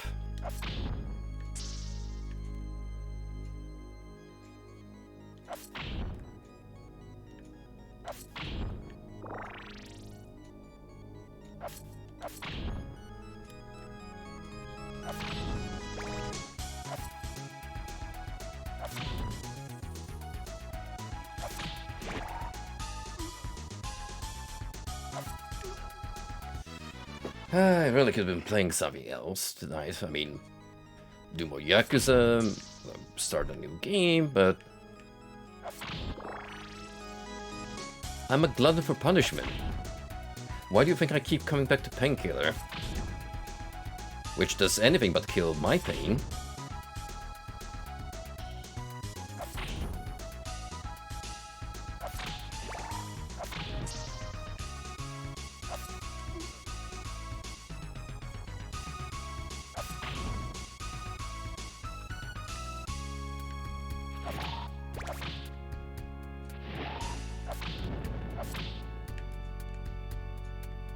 I missed the money shot. Sadness.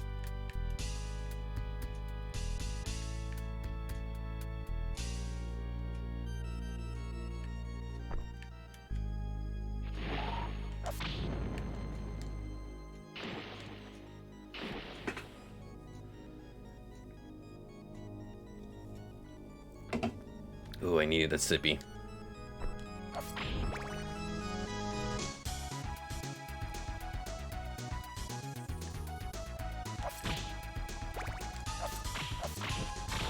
Actually swung by a supermarket that still stocks up on ultra black monsters.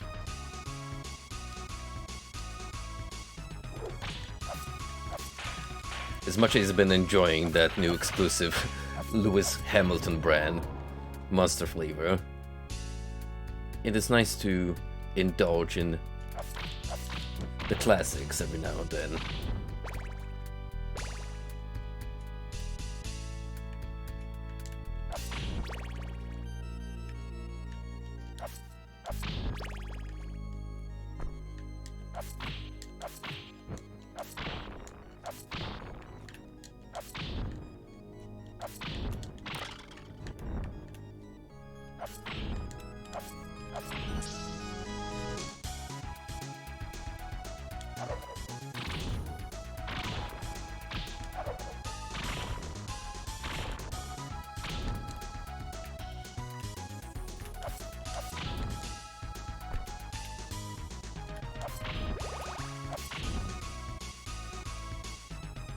Watch out, because once you jump, so will the Bone Brother.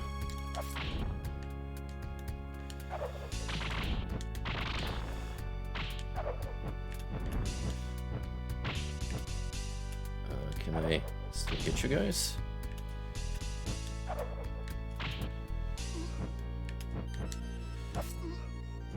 Oh. Thanks. Well, that was messy, but hey, it worked.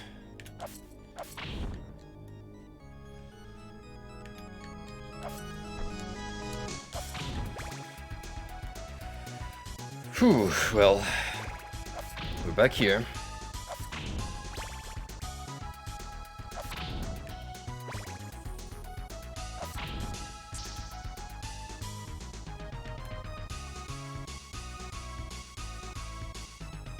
I can't do a special attack no more, but I got these sick moves.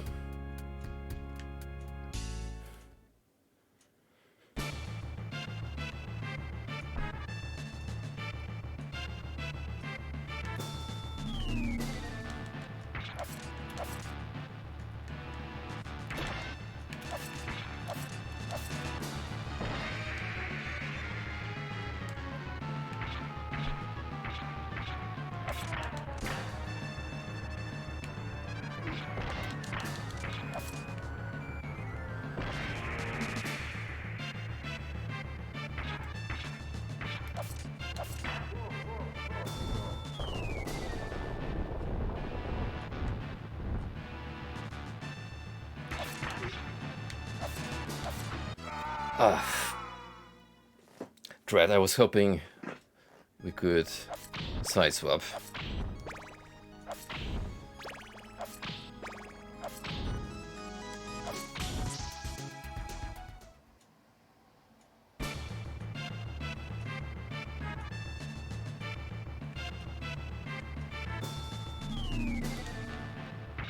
Just bonked him with the key.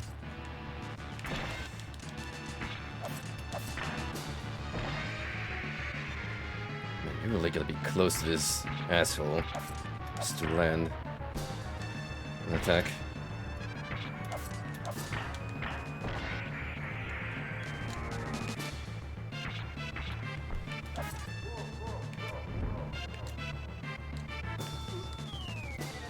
How do you dodge that head?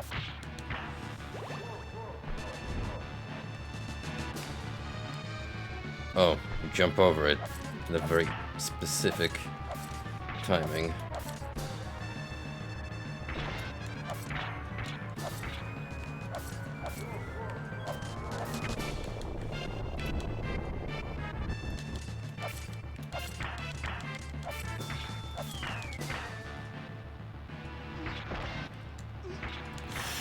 Oh, bad, bad, bad, bad, bad.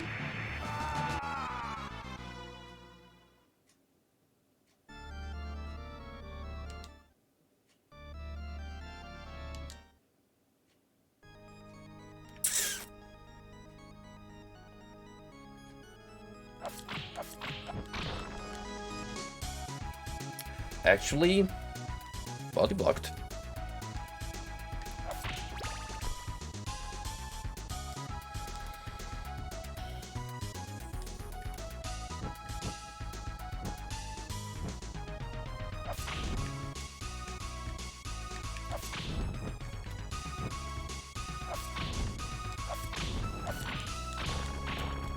Far as I gotten yet.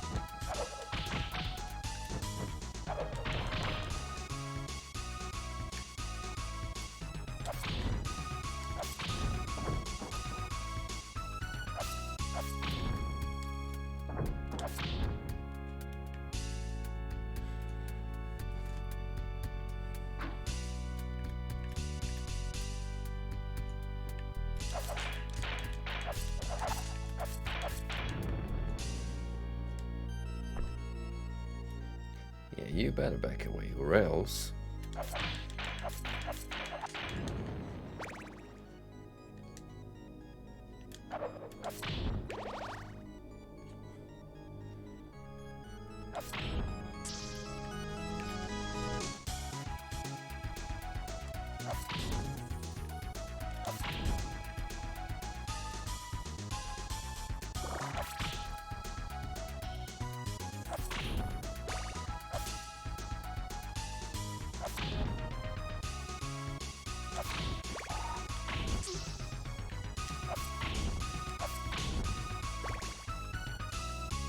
It's incredible how I still managed to get hit.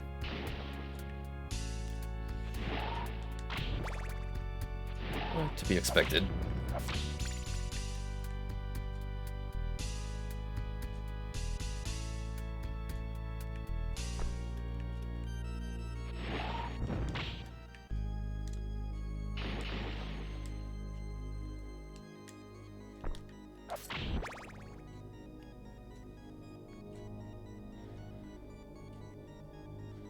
Why couldn't they give me this screen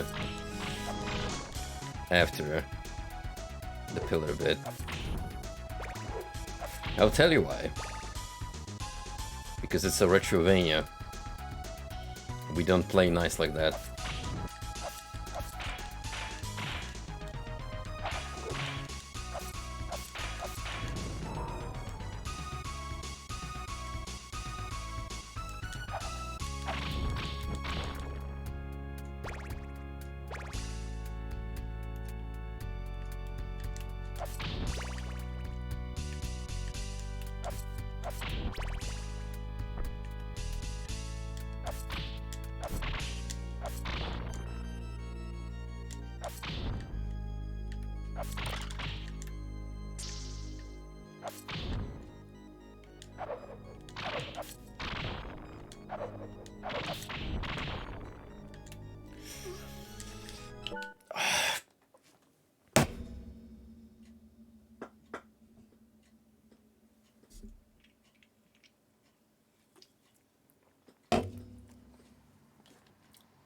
I'm fine.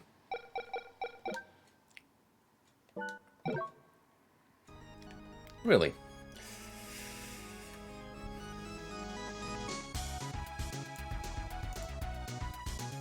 I really am. Pinky promise.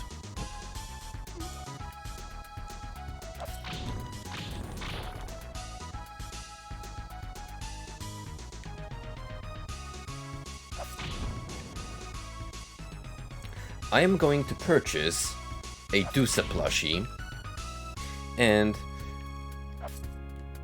record a video of stabbing it with a knife and then slowly dissecting it as I open it up, pull out all the plush, and then pour gasoline on the remains and set it ablaze.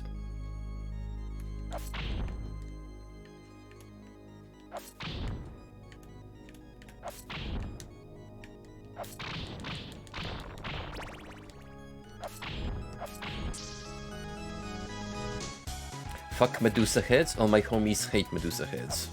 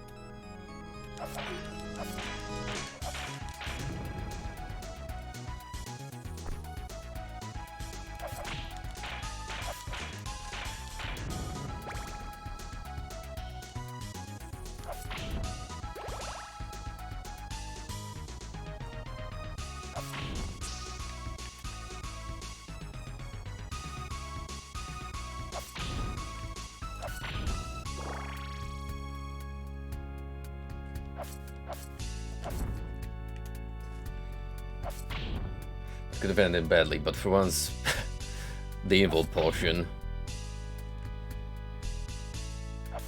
did something useful.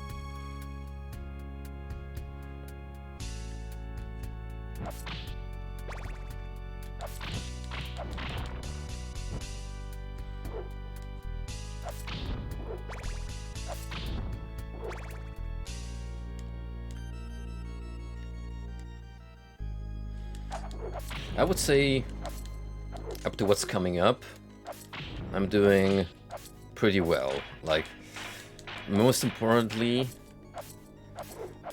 I'm beginning to consistently avoid fuck-ups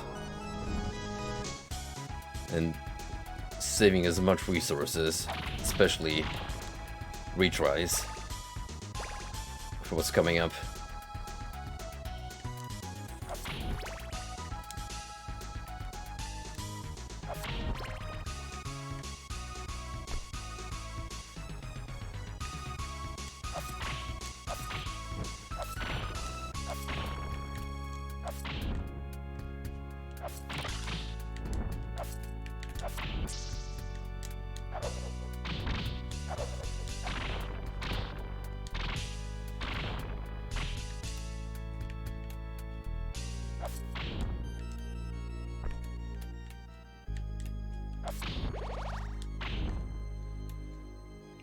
Wait for that skeleton and knock him at the right time.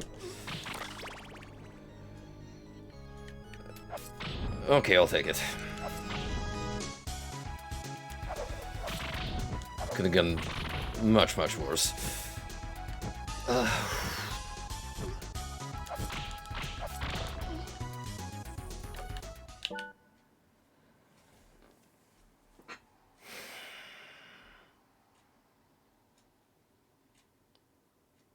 This game is fucking with me at this point.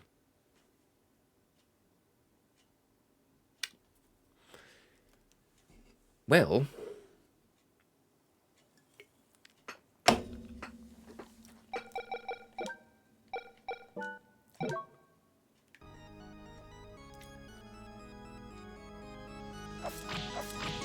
back to the drawing board.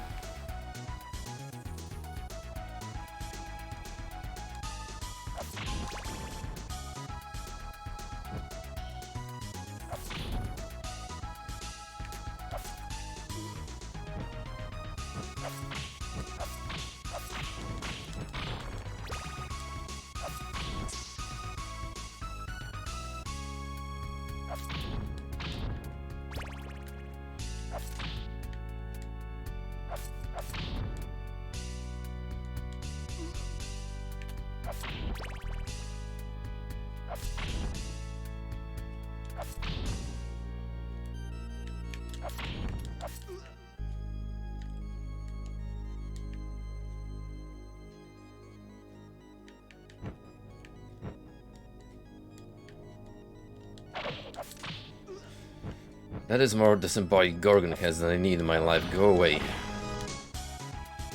I've seen enough of your kind.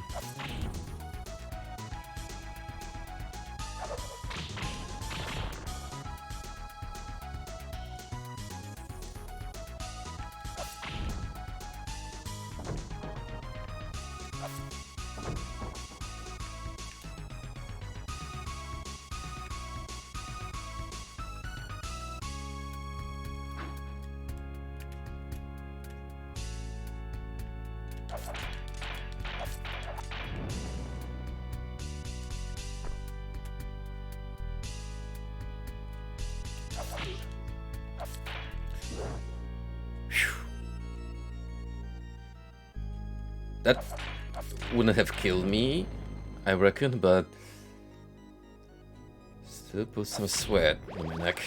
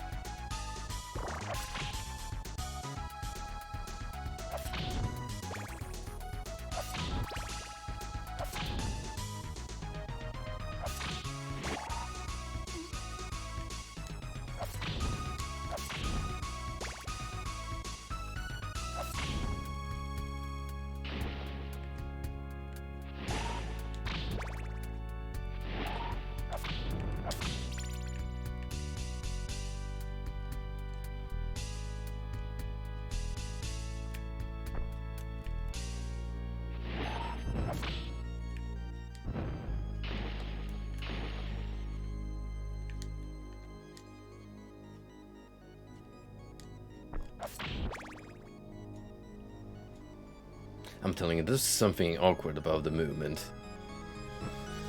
in Dracula X, specifically the jumping. All it takes is one short hop instead of a regular jump and it's all over.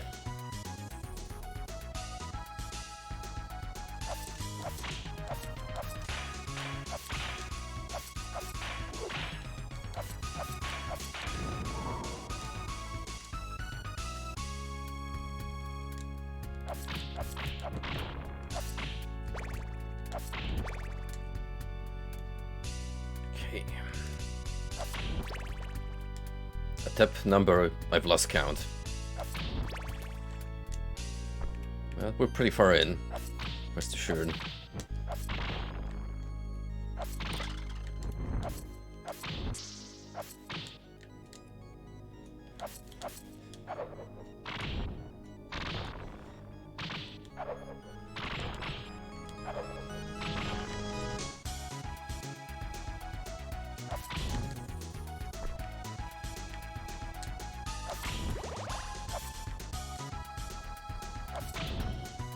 Why are you here?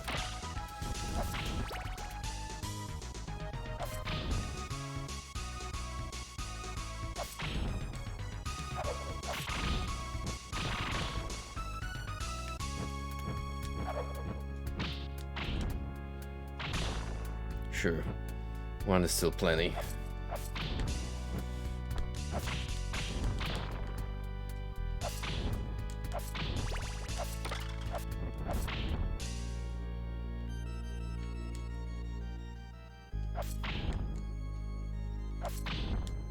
Yes, I will be taking it one pillar at a time. Thank you very much.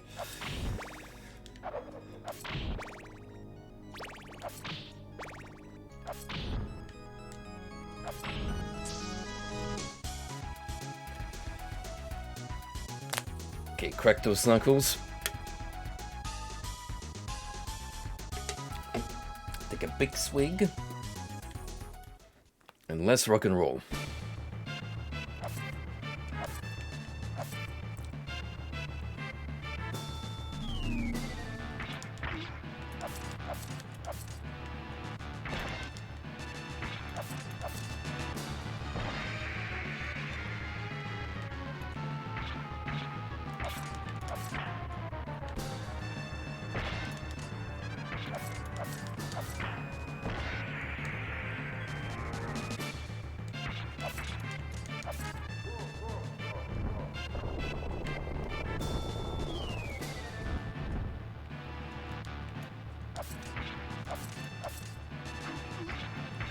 Okay, time to grab the burb.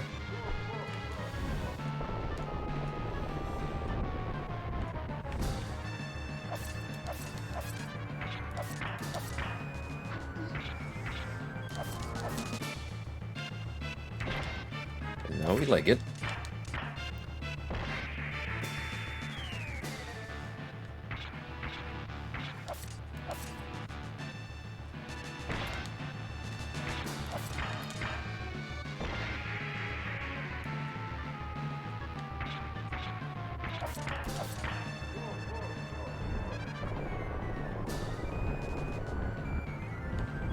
Patience, my boy, patience.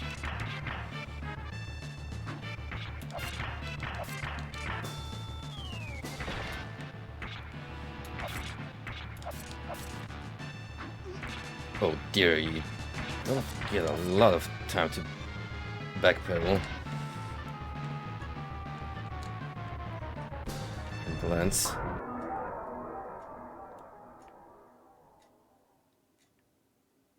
I got him! Holy fuck, I got him! Oh.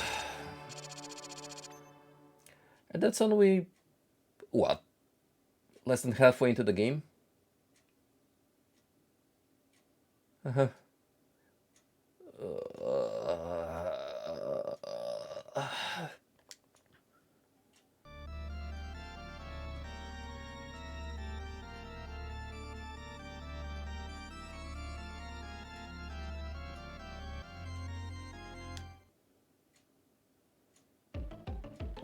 Alright, here's the thing. You can still lose the key if you die. So, I'm not taking any chances. I am making the precautions.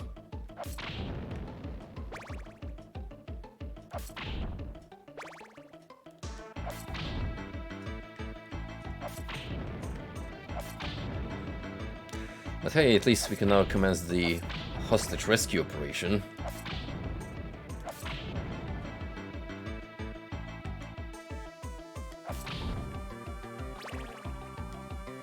Can get down with this gem.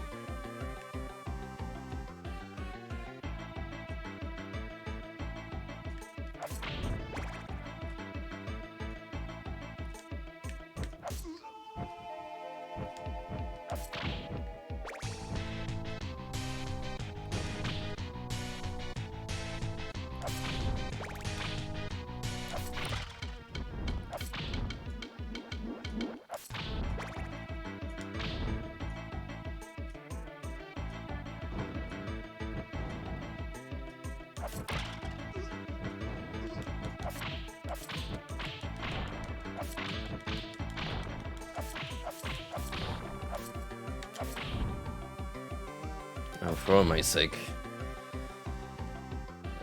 I gotta watch out for the candles. Don't want to accidentally pick up a sub-weapon. Whilst I do not require one.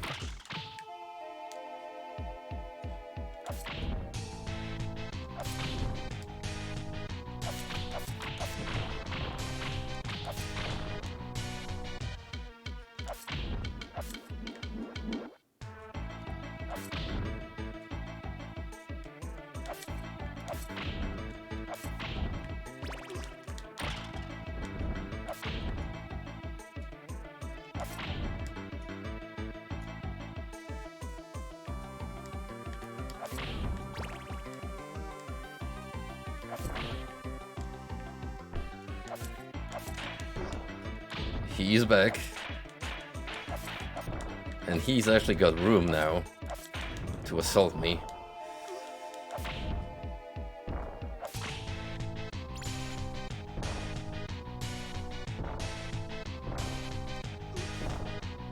Oh. Let's see how this goes.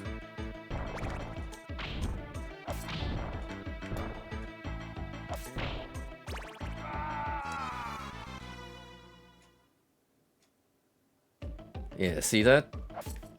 Key. Poof. And that I consider to be unacceptable.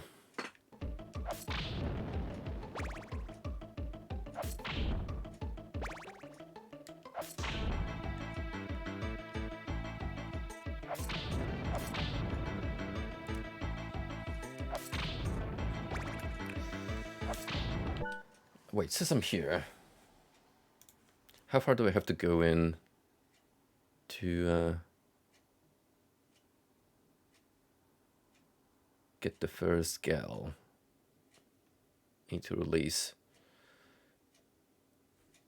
A little further than where I made it to.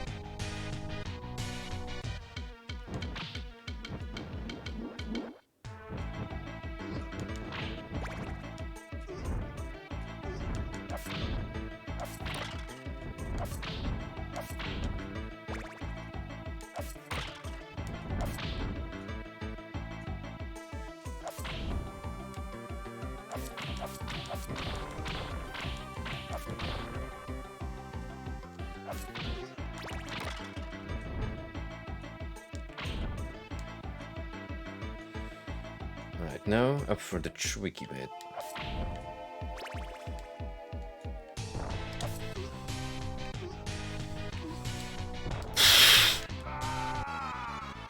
Alright. Alright. Never mind, we're going back to square one.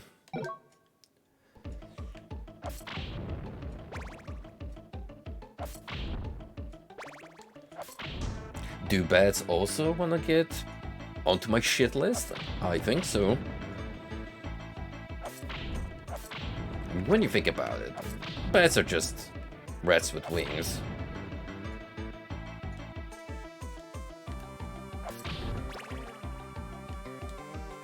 And that makes them vermin. And you know what we do with the vermin around this neck of the woods? Look no further than the Vermintide streams.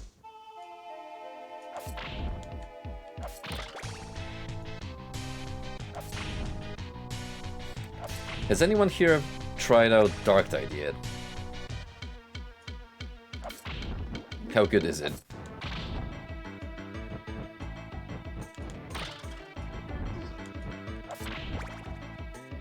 As much as I would love to indulge myself, I just don't think I want to commit with the steep price tag that comes with getting involved in the game right now.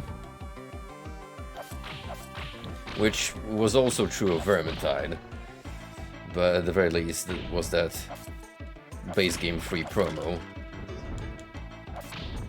with a massive discount for the DLC.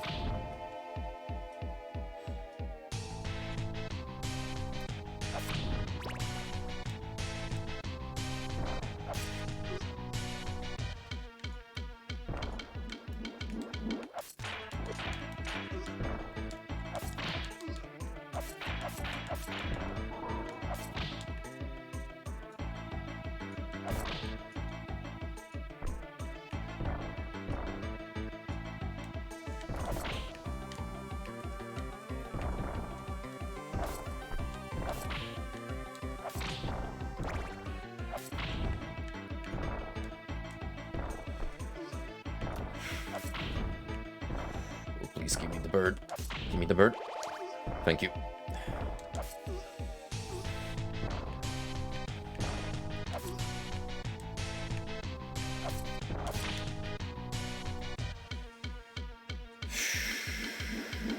Now can I make it where I need to be?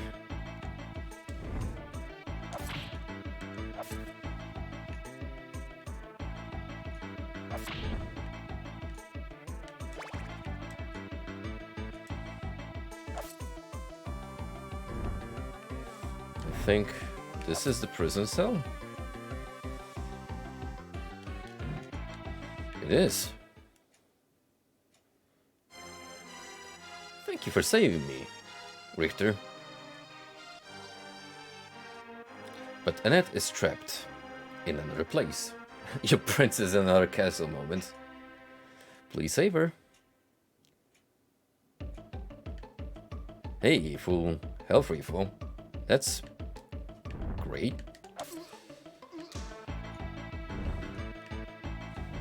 Thanks, Maria. I'm sure it's all gonna need it with all these spookums.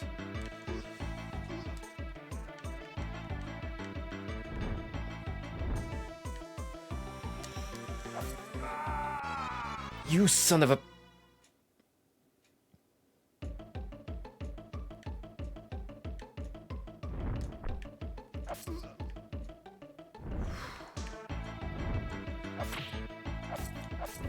And you can't really kill him. So it's like... Good luck with that, kiddo.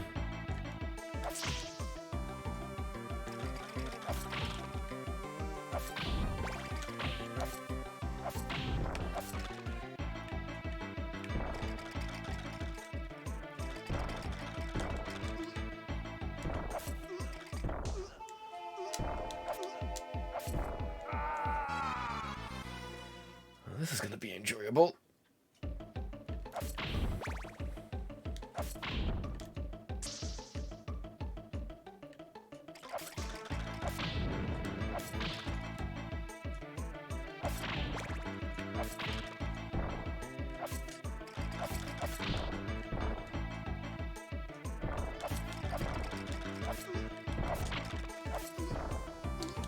Stop pushing me into the spikes.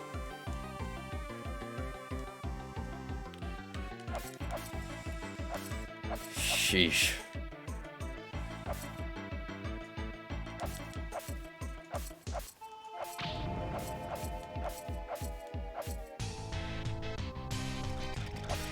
Let me tell you, an axe would have really come in handy right about now.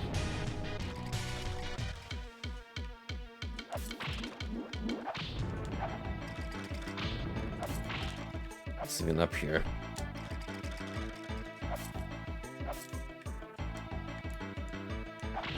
Oh, money. Sure.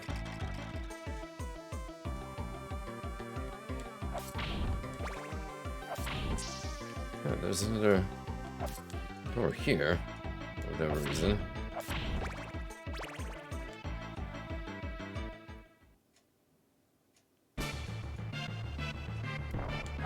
A Minotaur. Okay, good fight. You really enjoyed it.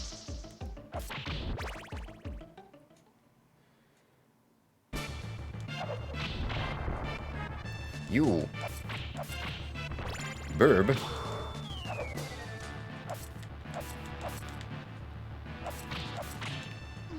You can knock this sucker around.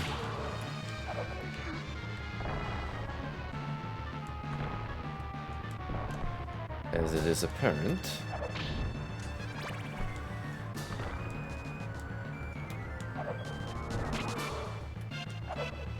He will get very upset with you. At a certain point.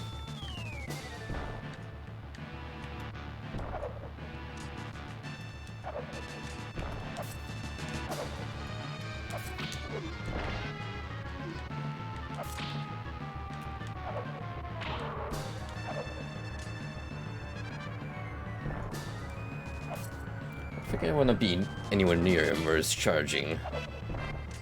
Sounds like a horrible idea altogether. I could just straight up walk into the Hellbird.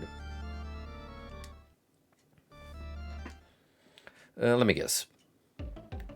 No key?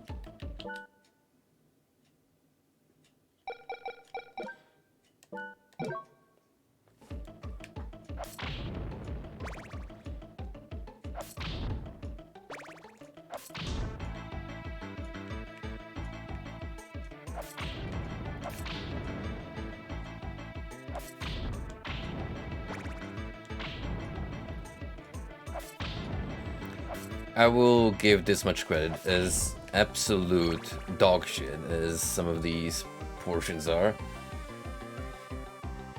At least you get health.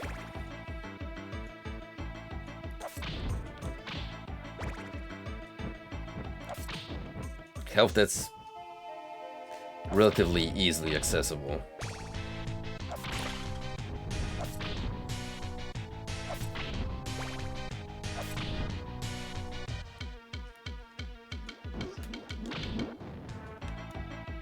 But what the fuck is that emote? I swear, if it's Pokemon related, I'm gonna...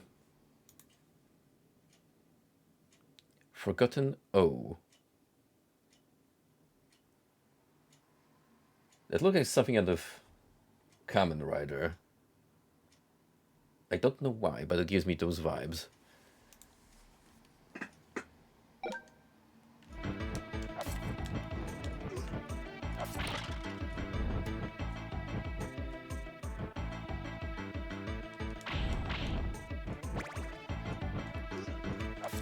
Oh, that would very much be like you, because I've seen your Discord emotes. I know what you've been up to. All of us do.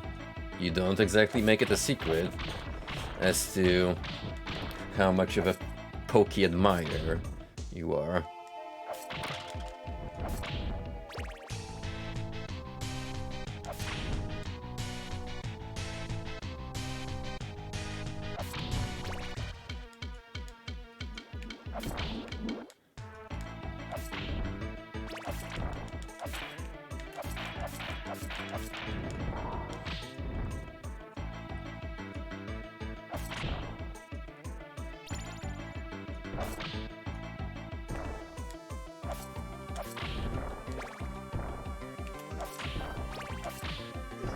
There's gonna be a burp here,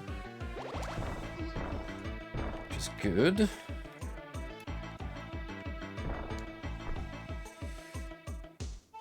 Now on to saving the little girl.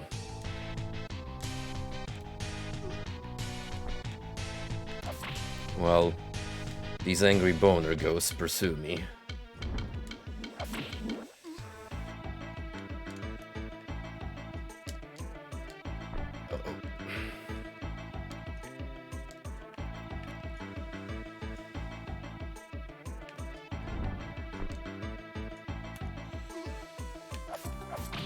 Open up.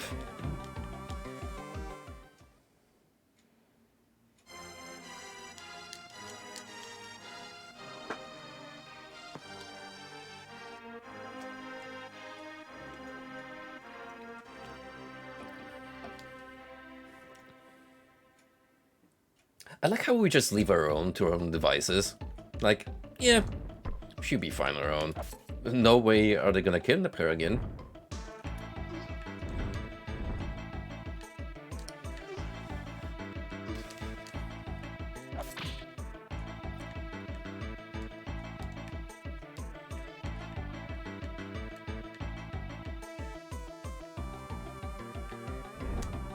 So you have no idea how incredibly frustrating this is.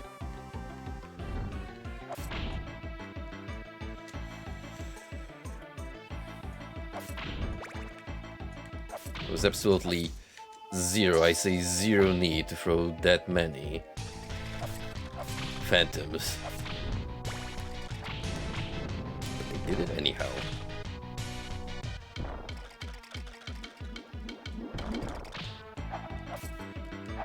We need to get rid of these fleamen first and foremost.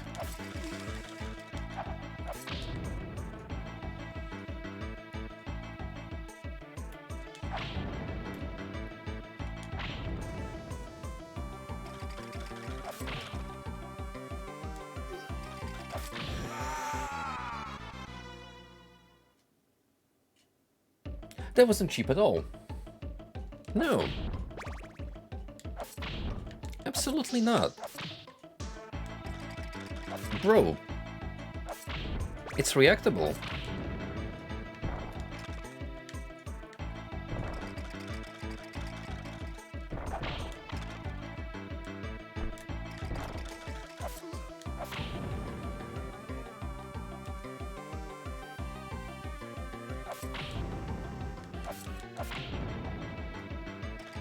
The 100th health stealth fleaman.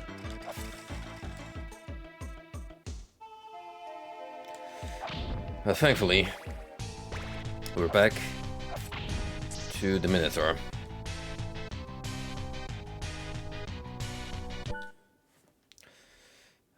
Is there any significance to this door that I'm facing?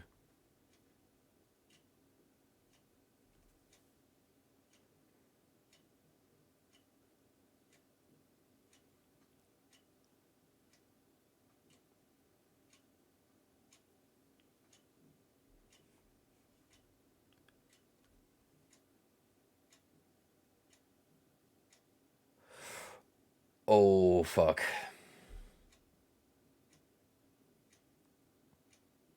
I actually still need the key. I need to open that door.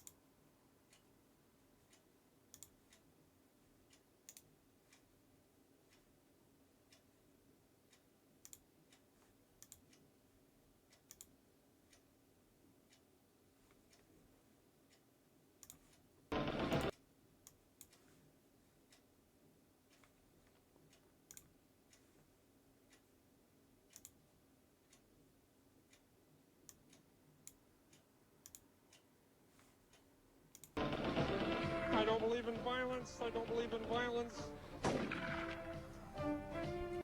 This is how I feel about this entire game right now.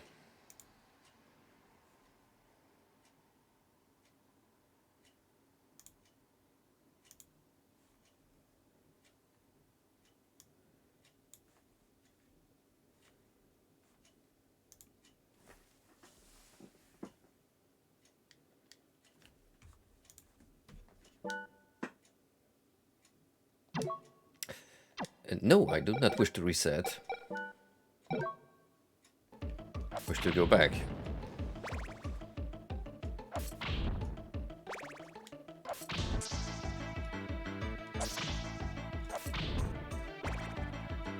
I mean, you could technically pick up a weapon for a split second. Then make the most out of it. That's some next level mind games, and I'm not taking risks. Hell no.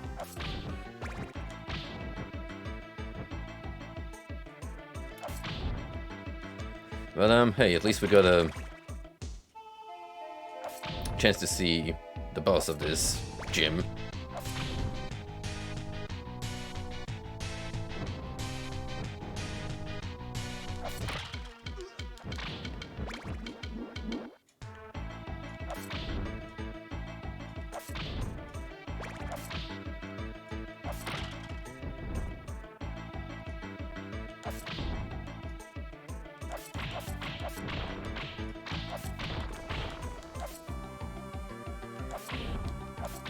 Haven't seen this much cryptic nonsense since Simon's Curse.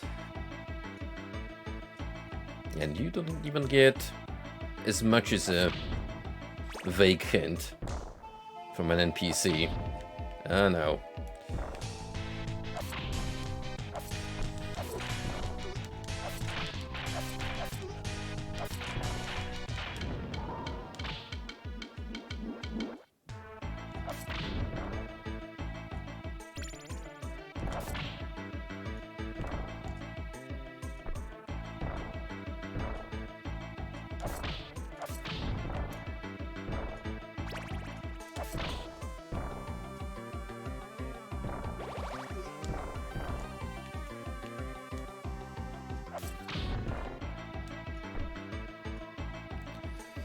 Anyway, back to the usual antics.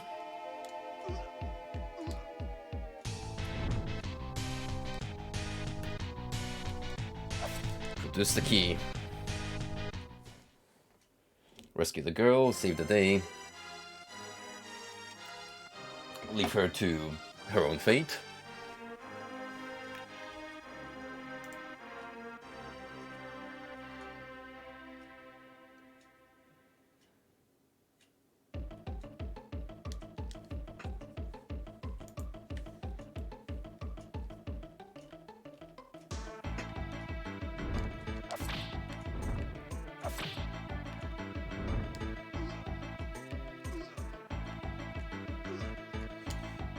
I could just use the damage juggles to knock me away from platform to platform in some capacity, but even then it's like, why bother? You just want to be done.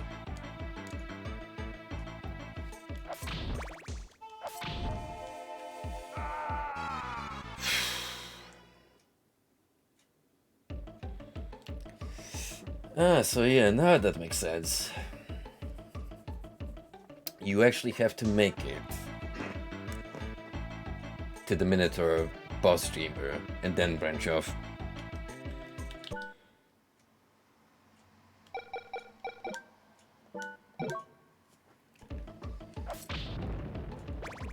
How fun and exciting.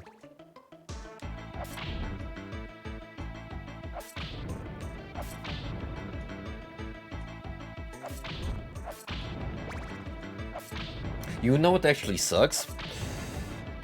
That bit with the phantoms that you can't kill, and there is an absurd amount of them coming your way. That's specifically meant to just dwindle your health down, so you gotta really fight for your life in the remaining screen.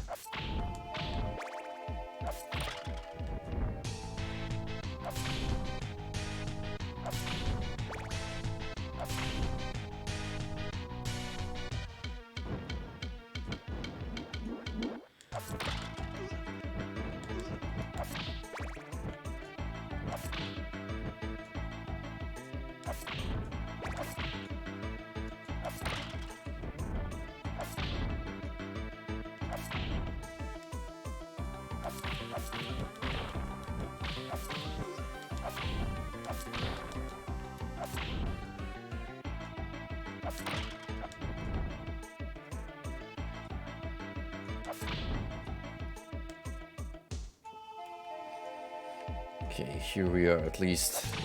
The good news is we do get a burb for trouble.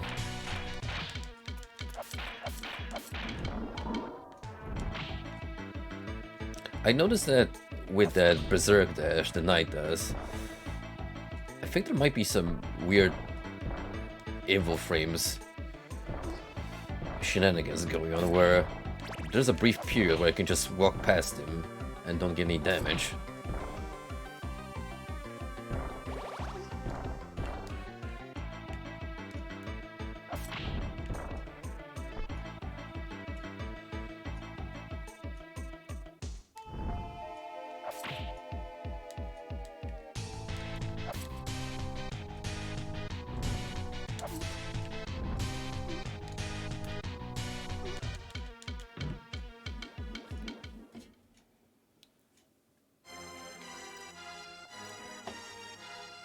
If you time a crit, you can backflip over him. I believe that.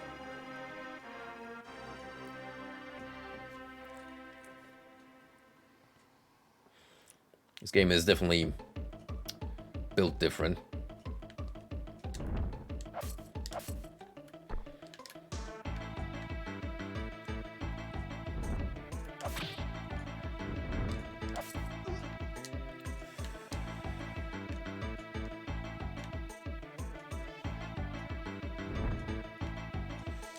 Oh, that was so close.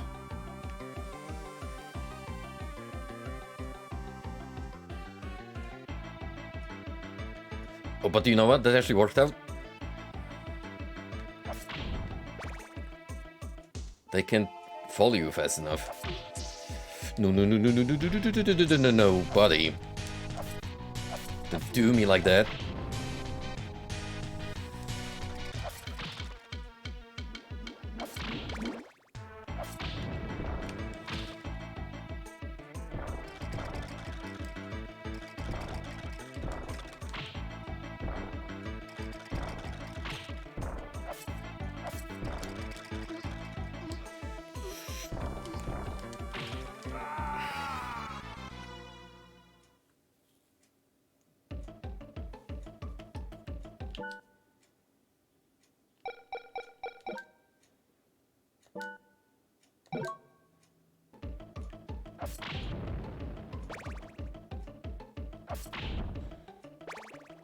Newsflash. This game sucks.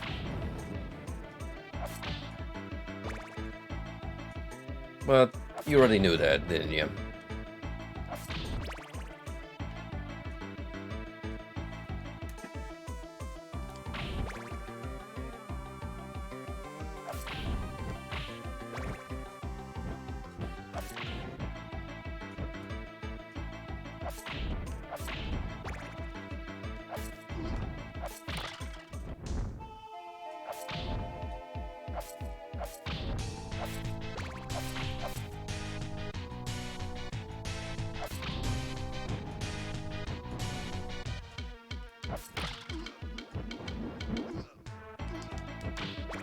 I am both impressed, but also not surprised that people have gone to extreme lengths to unravel the meta the Dracula X may contain.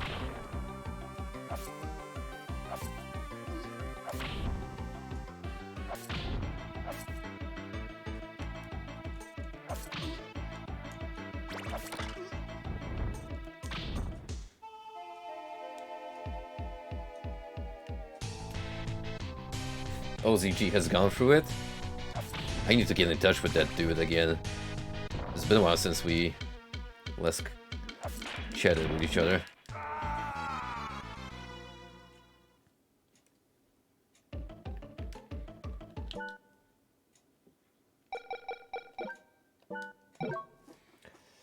Boy, I can't tell you guys how glad we'll be when we get out of this stage.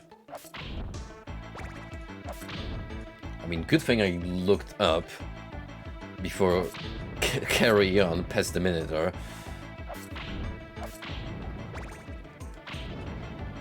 Otherwise, blood would be spilled.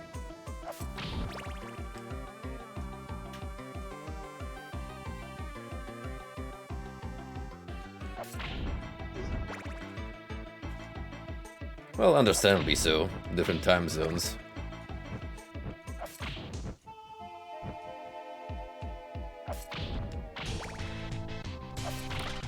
When you think about it, I'm already breaking the usual EU streaming hours. Except for those of us who don't actually have a full-time job and just can make a living out of it. Then if your audience is worldwide, you can go as far as stream at 4 AM European time.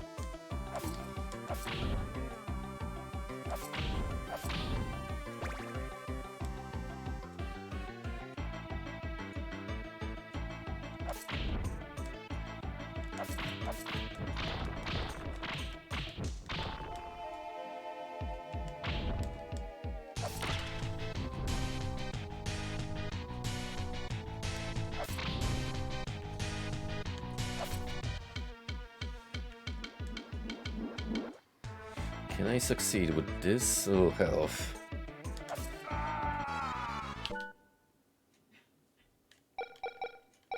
There's my answer.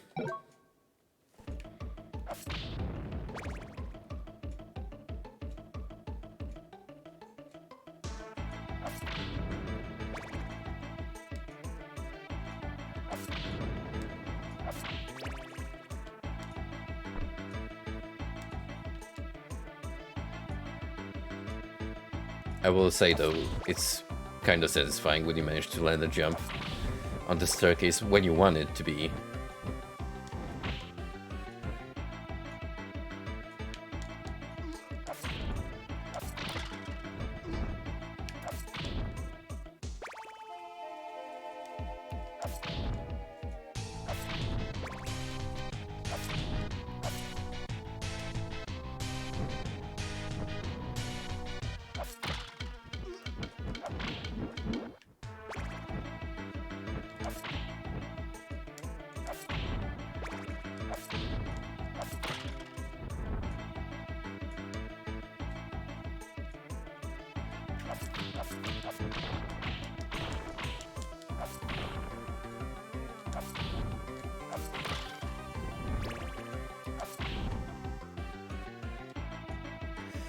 Much more preferable outcome.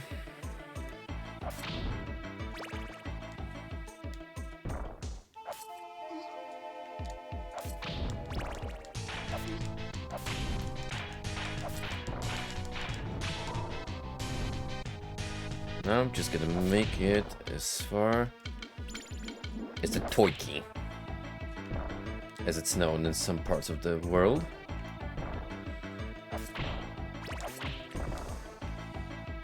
It's not how you get the Toiki, it's how you die.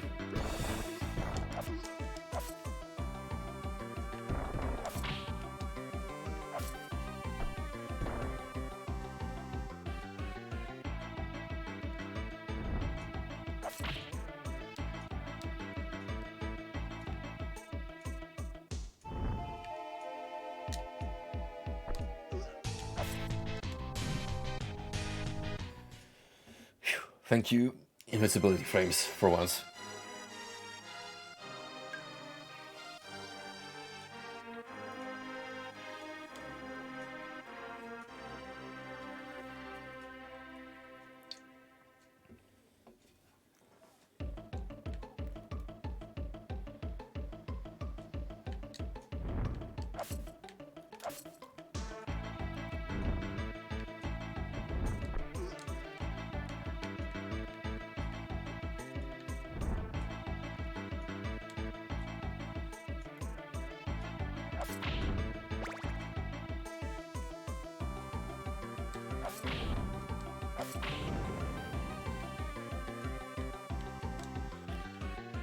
the key here is basically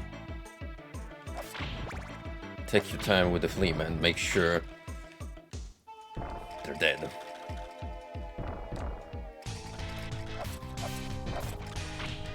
The skeletons don't matter as much.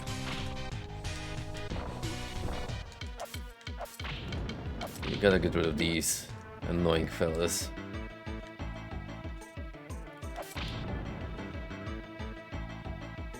Did that one just fly off the stage?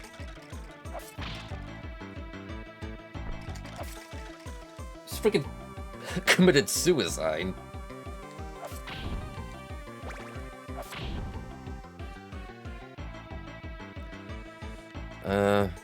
Could have grabbed that, but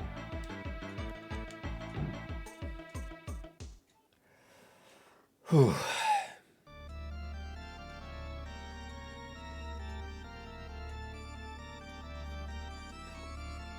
Progress.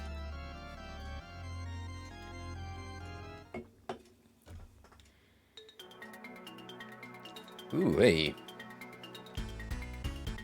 The underwater temple. That's always one of the most aesthetically pleasing looking zones.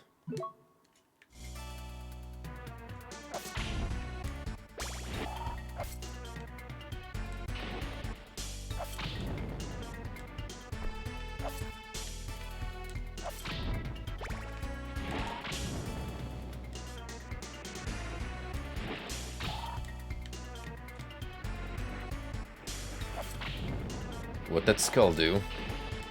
Do I want to know?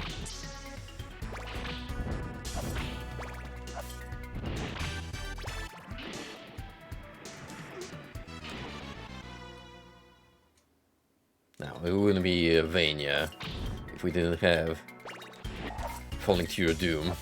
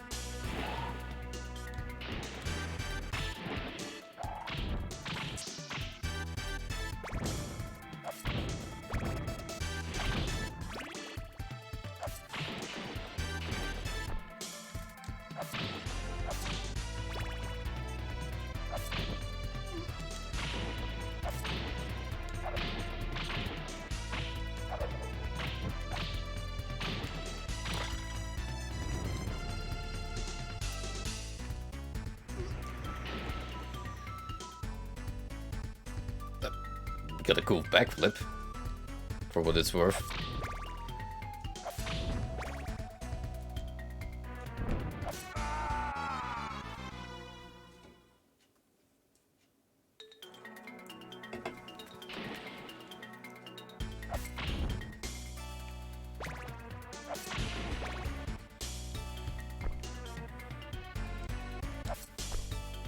These guys just don't give a shit, they do whatever they want. Like, they don't even fight me if they don't want to. Okay, so that right there is like a trope of the old video game design. Can't see what's below you? Well, you better make the right guess, otherwise go fuck yourself.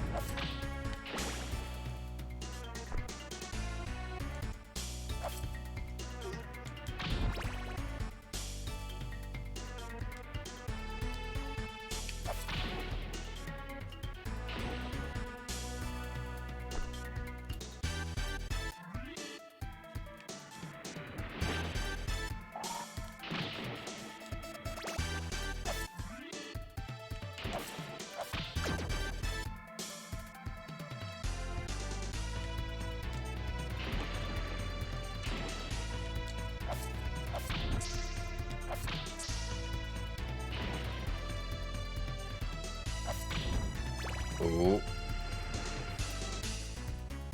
Here comes the other scorer.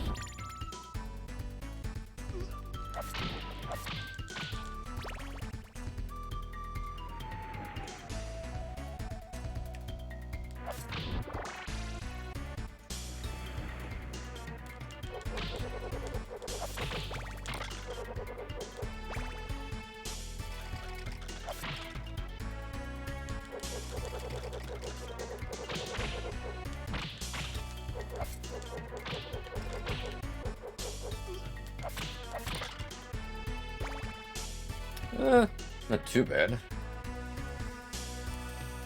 Overall.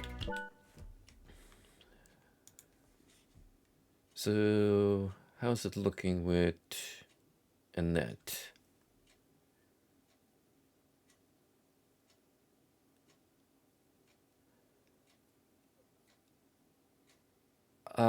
From what I'm reading, this is where she is.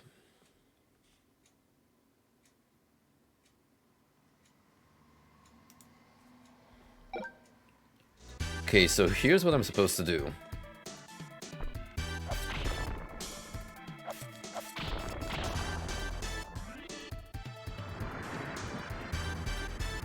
Get the water down and keep moving downwards.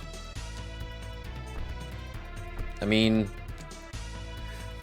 this I could see you figuring out on your own if you just thought about wailing around the whip. But still, rather easy skip. Richter, my love, I knew you would rescue me. But be very careful.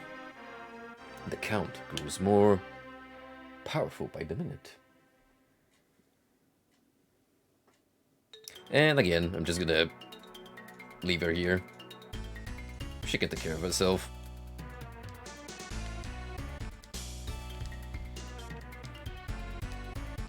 But yeah, I believe that's the prerequisites. None.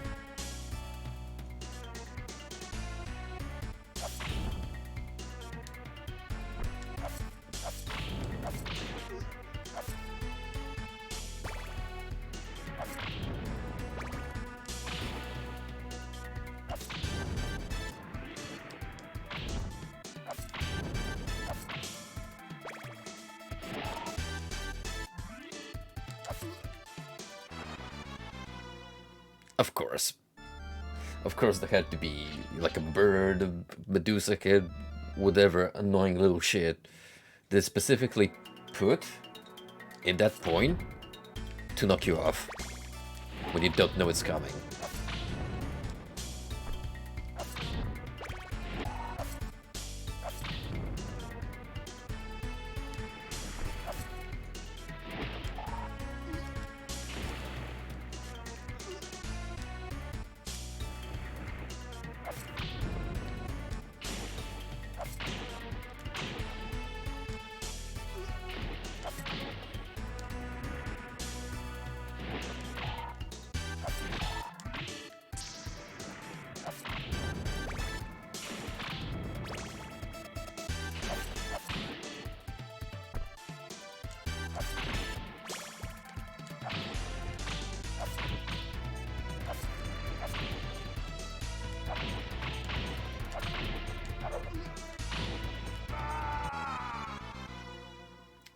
Okay. We do not want to mess around with the snake too long. The menacing bone serpent.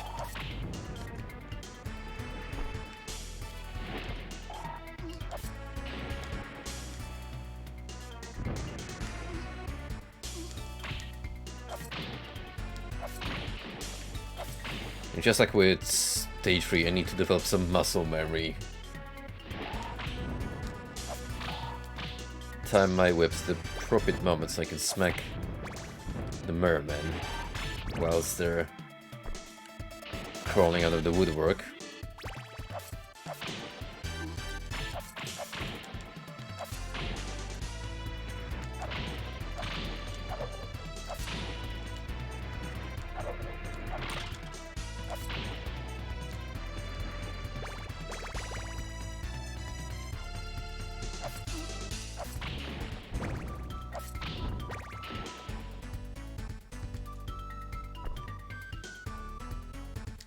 You know the song goes hard when there's a flute segment sneaked in somewhere.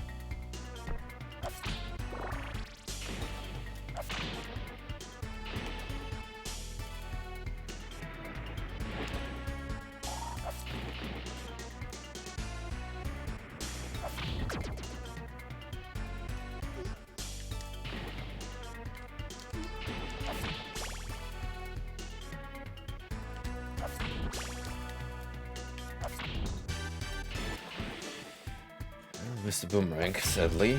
That's okay, at least I have the X. For as long as I live, that is. Which is...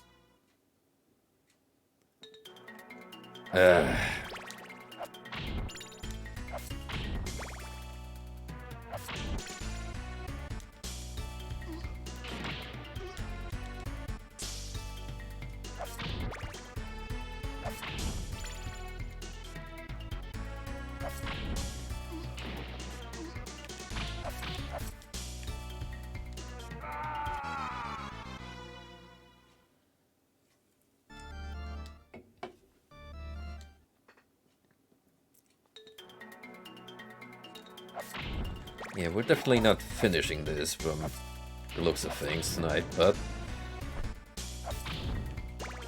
if I can make it past this stage, then that'll really be quite a lot.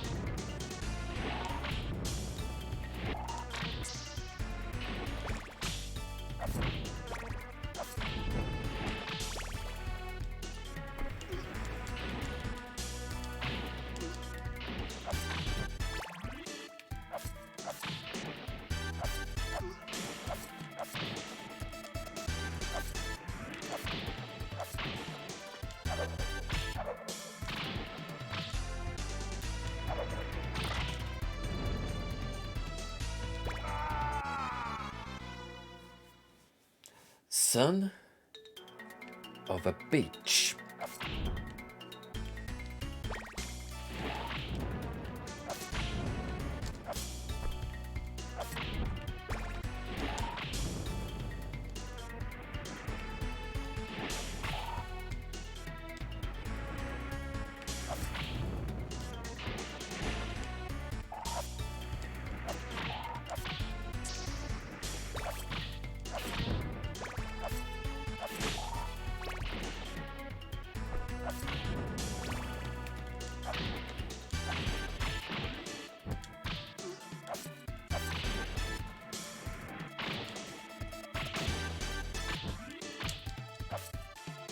So best to pursue throughout the entire stage, which is very annoying of him.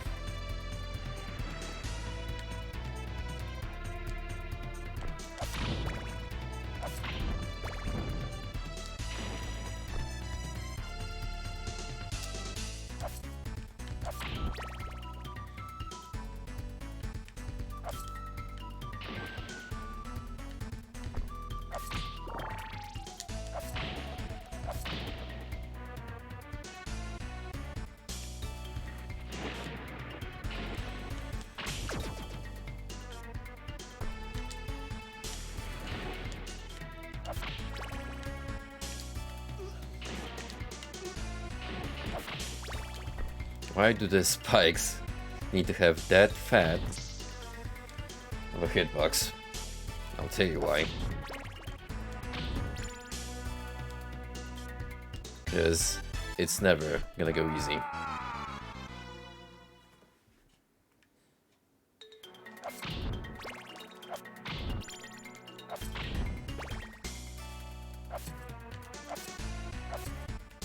Uh-oh.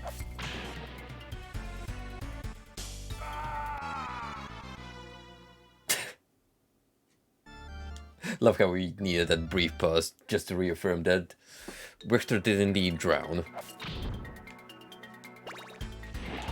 Ah, shit. I can't swim.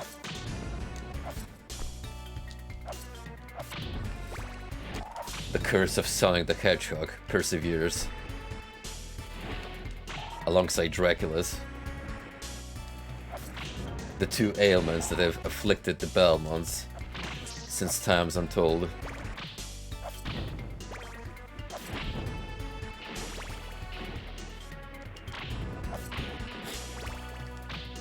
These mermen are my favorite enemy in the game so far, just on account of how whimsical their AI is. Like, they'll do a little belly flop, just chill around, and then go away. Because they're like, it's none of my business.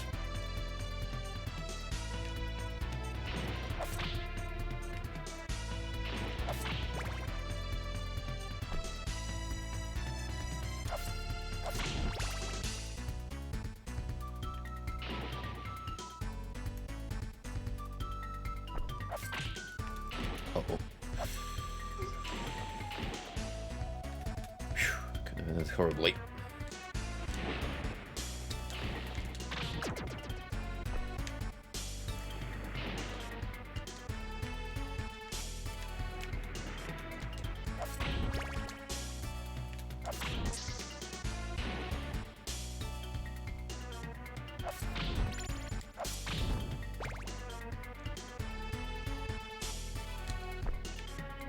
How am I missing these jumps?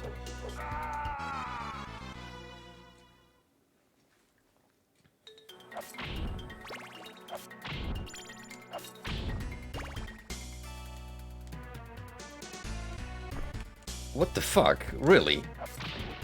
How? Oh, you gotta be like really frame specific.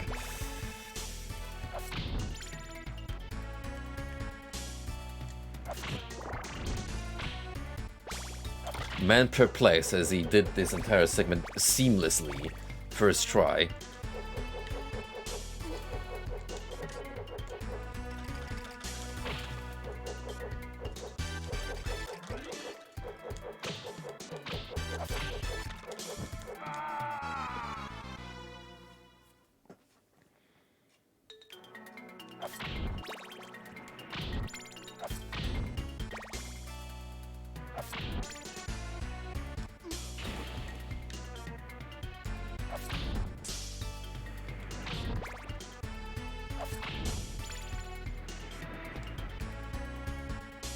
Oh yeah, we got a strong case of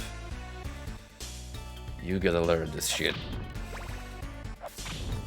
through much repetition.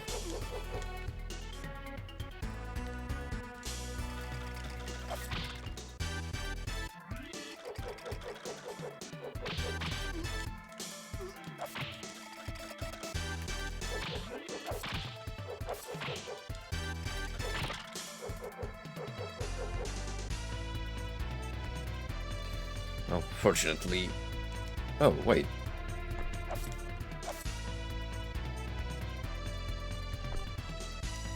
Does that mean it's permanently accessible now?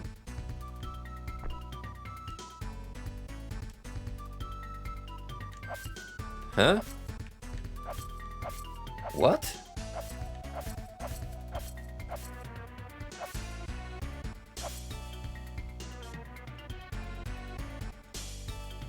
You mean to tell me that if I die, I am permanently blocked from saving her? Assuming it counts as me saving.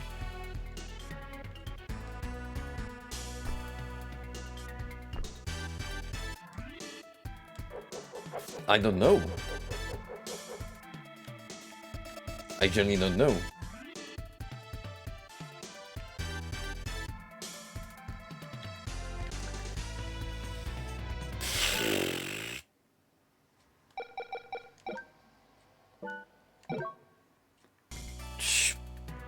I'd rather be safe than sorry. If that's the case.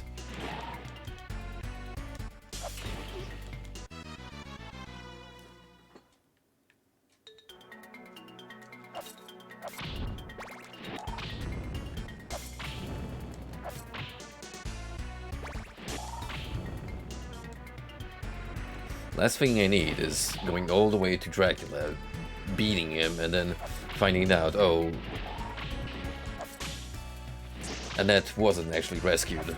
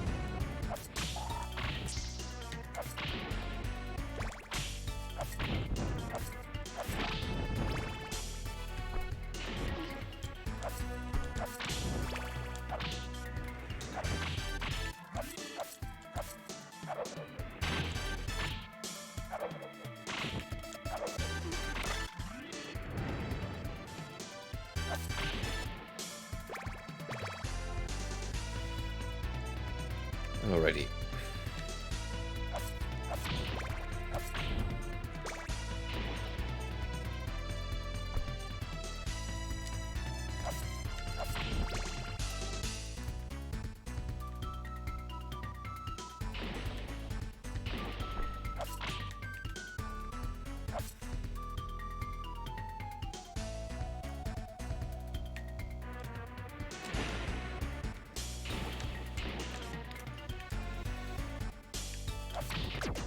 Where that medallion comes to play.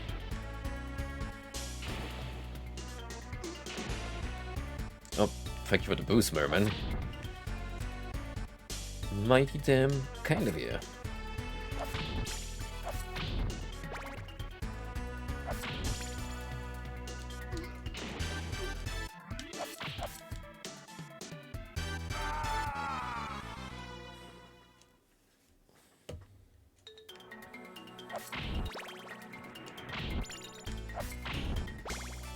If only I could have the same performance as I had on the first round, because I don't know why I'm fluffing up these jumps.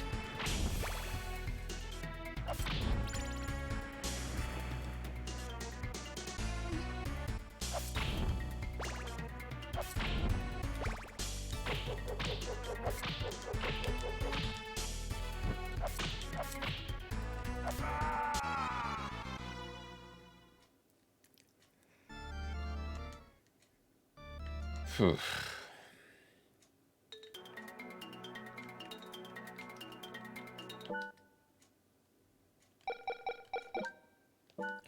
Alright, I think I'm gonna do one more series of attempts, and if not, we shall return to Dracula X at a later date.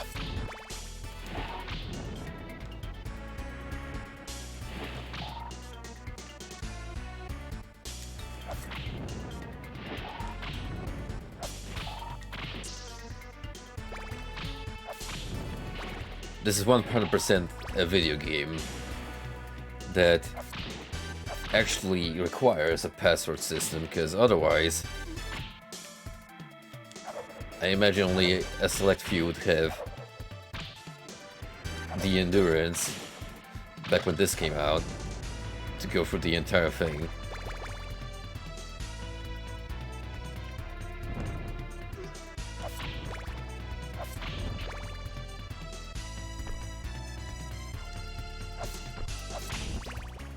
I mean, surely some champion of video gaming has accomplished it.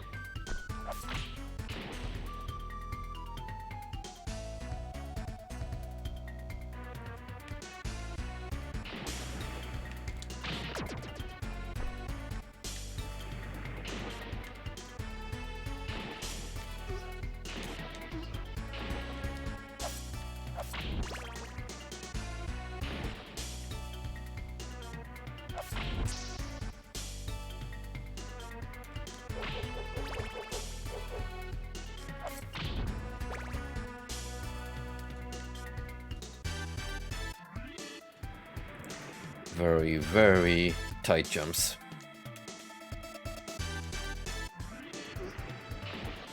Need to be practically at the corner of the ledge.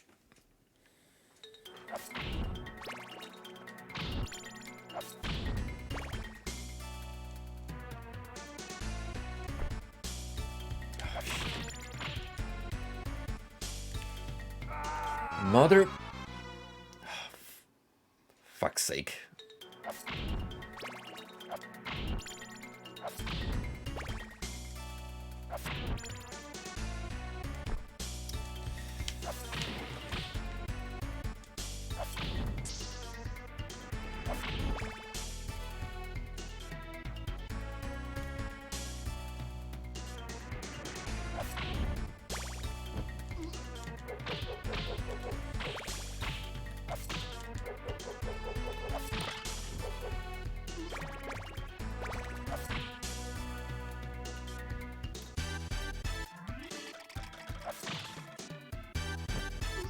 Okay, this is my safe space. This is where I don't have to worry about the water chasing you.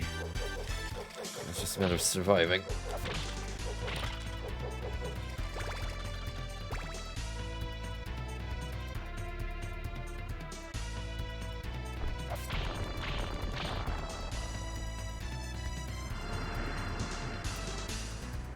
Thank God, because I actually need that health right now.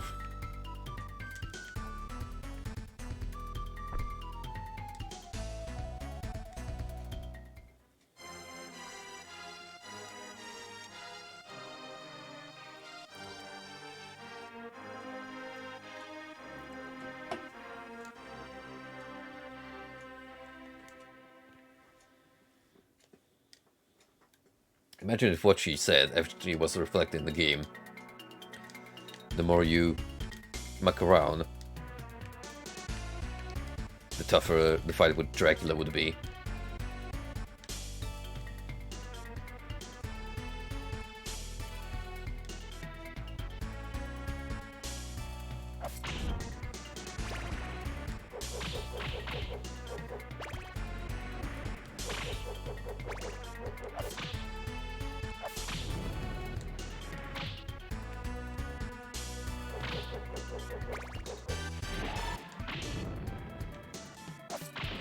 No, you don't, you menace.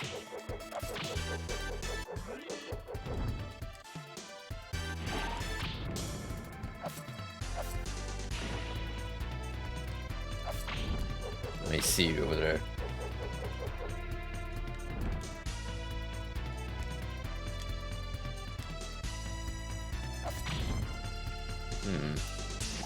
Why not? It's not like we've had many opportunities to use stopwatch.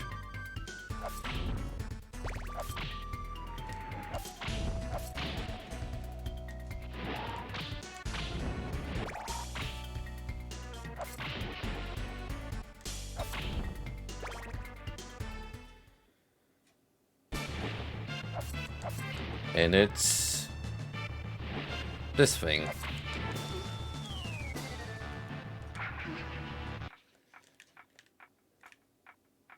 I don't know how useful the stopwatch are gonna be against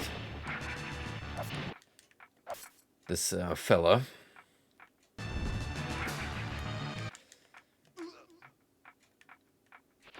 Because, oh boy, he do be schmoving.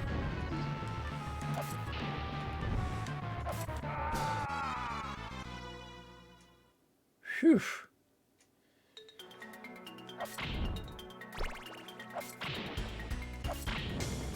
Guess we're sticking to the boomerang.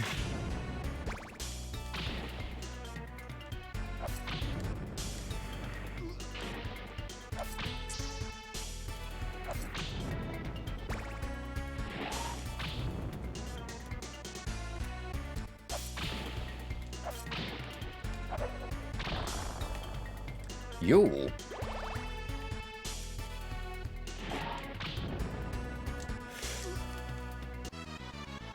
Yo.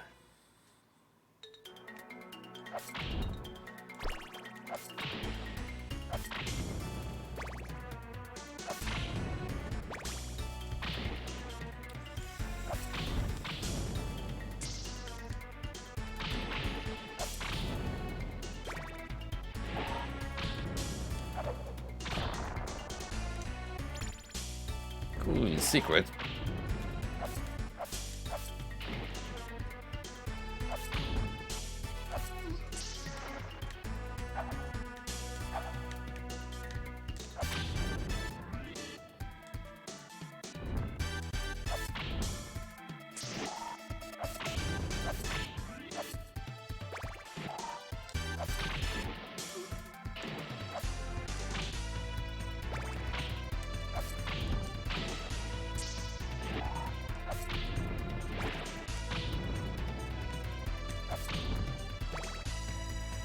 Alright, I don't have much to work with, but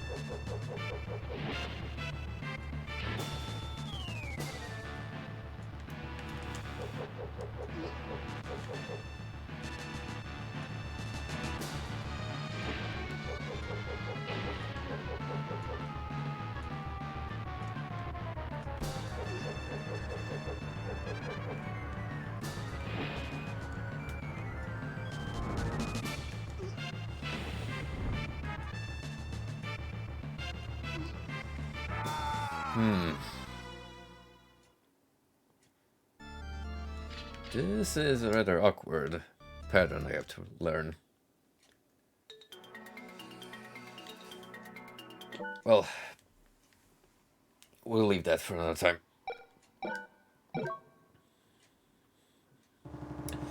So far, overall impression, game stinky. Is it the most terrible Castlevania I played? Nah. But it's pretty bad. It's definitely down there, the tier list. Yo, what's up, Dine? Nice of you to dropping in, even if for a moment. But anywho, thanks for dropping by, guys. More Yakuza Kiwami coming soon. More of this, and I think I'll slap in something else in between. In other words, there's gonna be more video games. Yay! I hope the upcoming week treats you well, and see you again soon. Have a good one.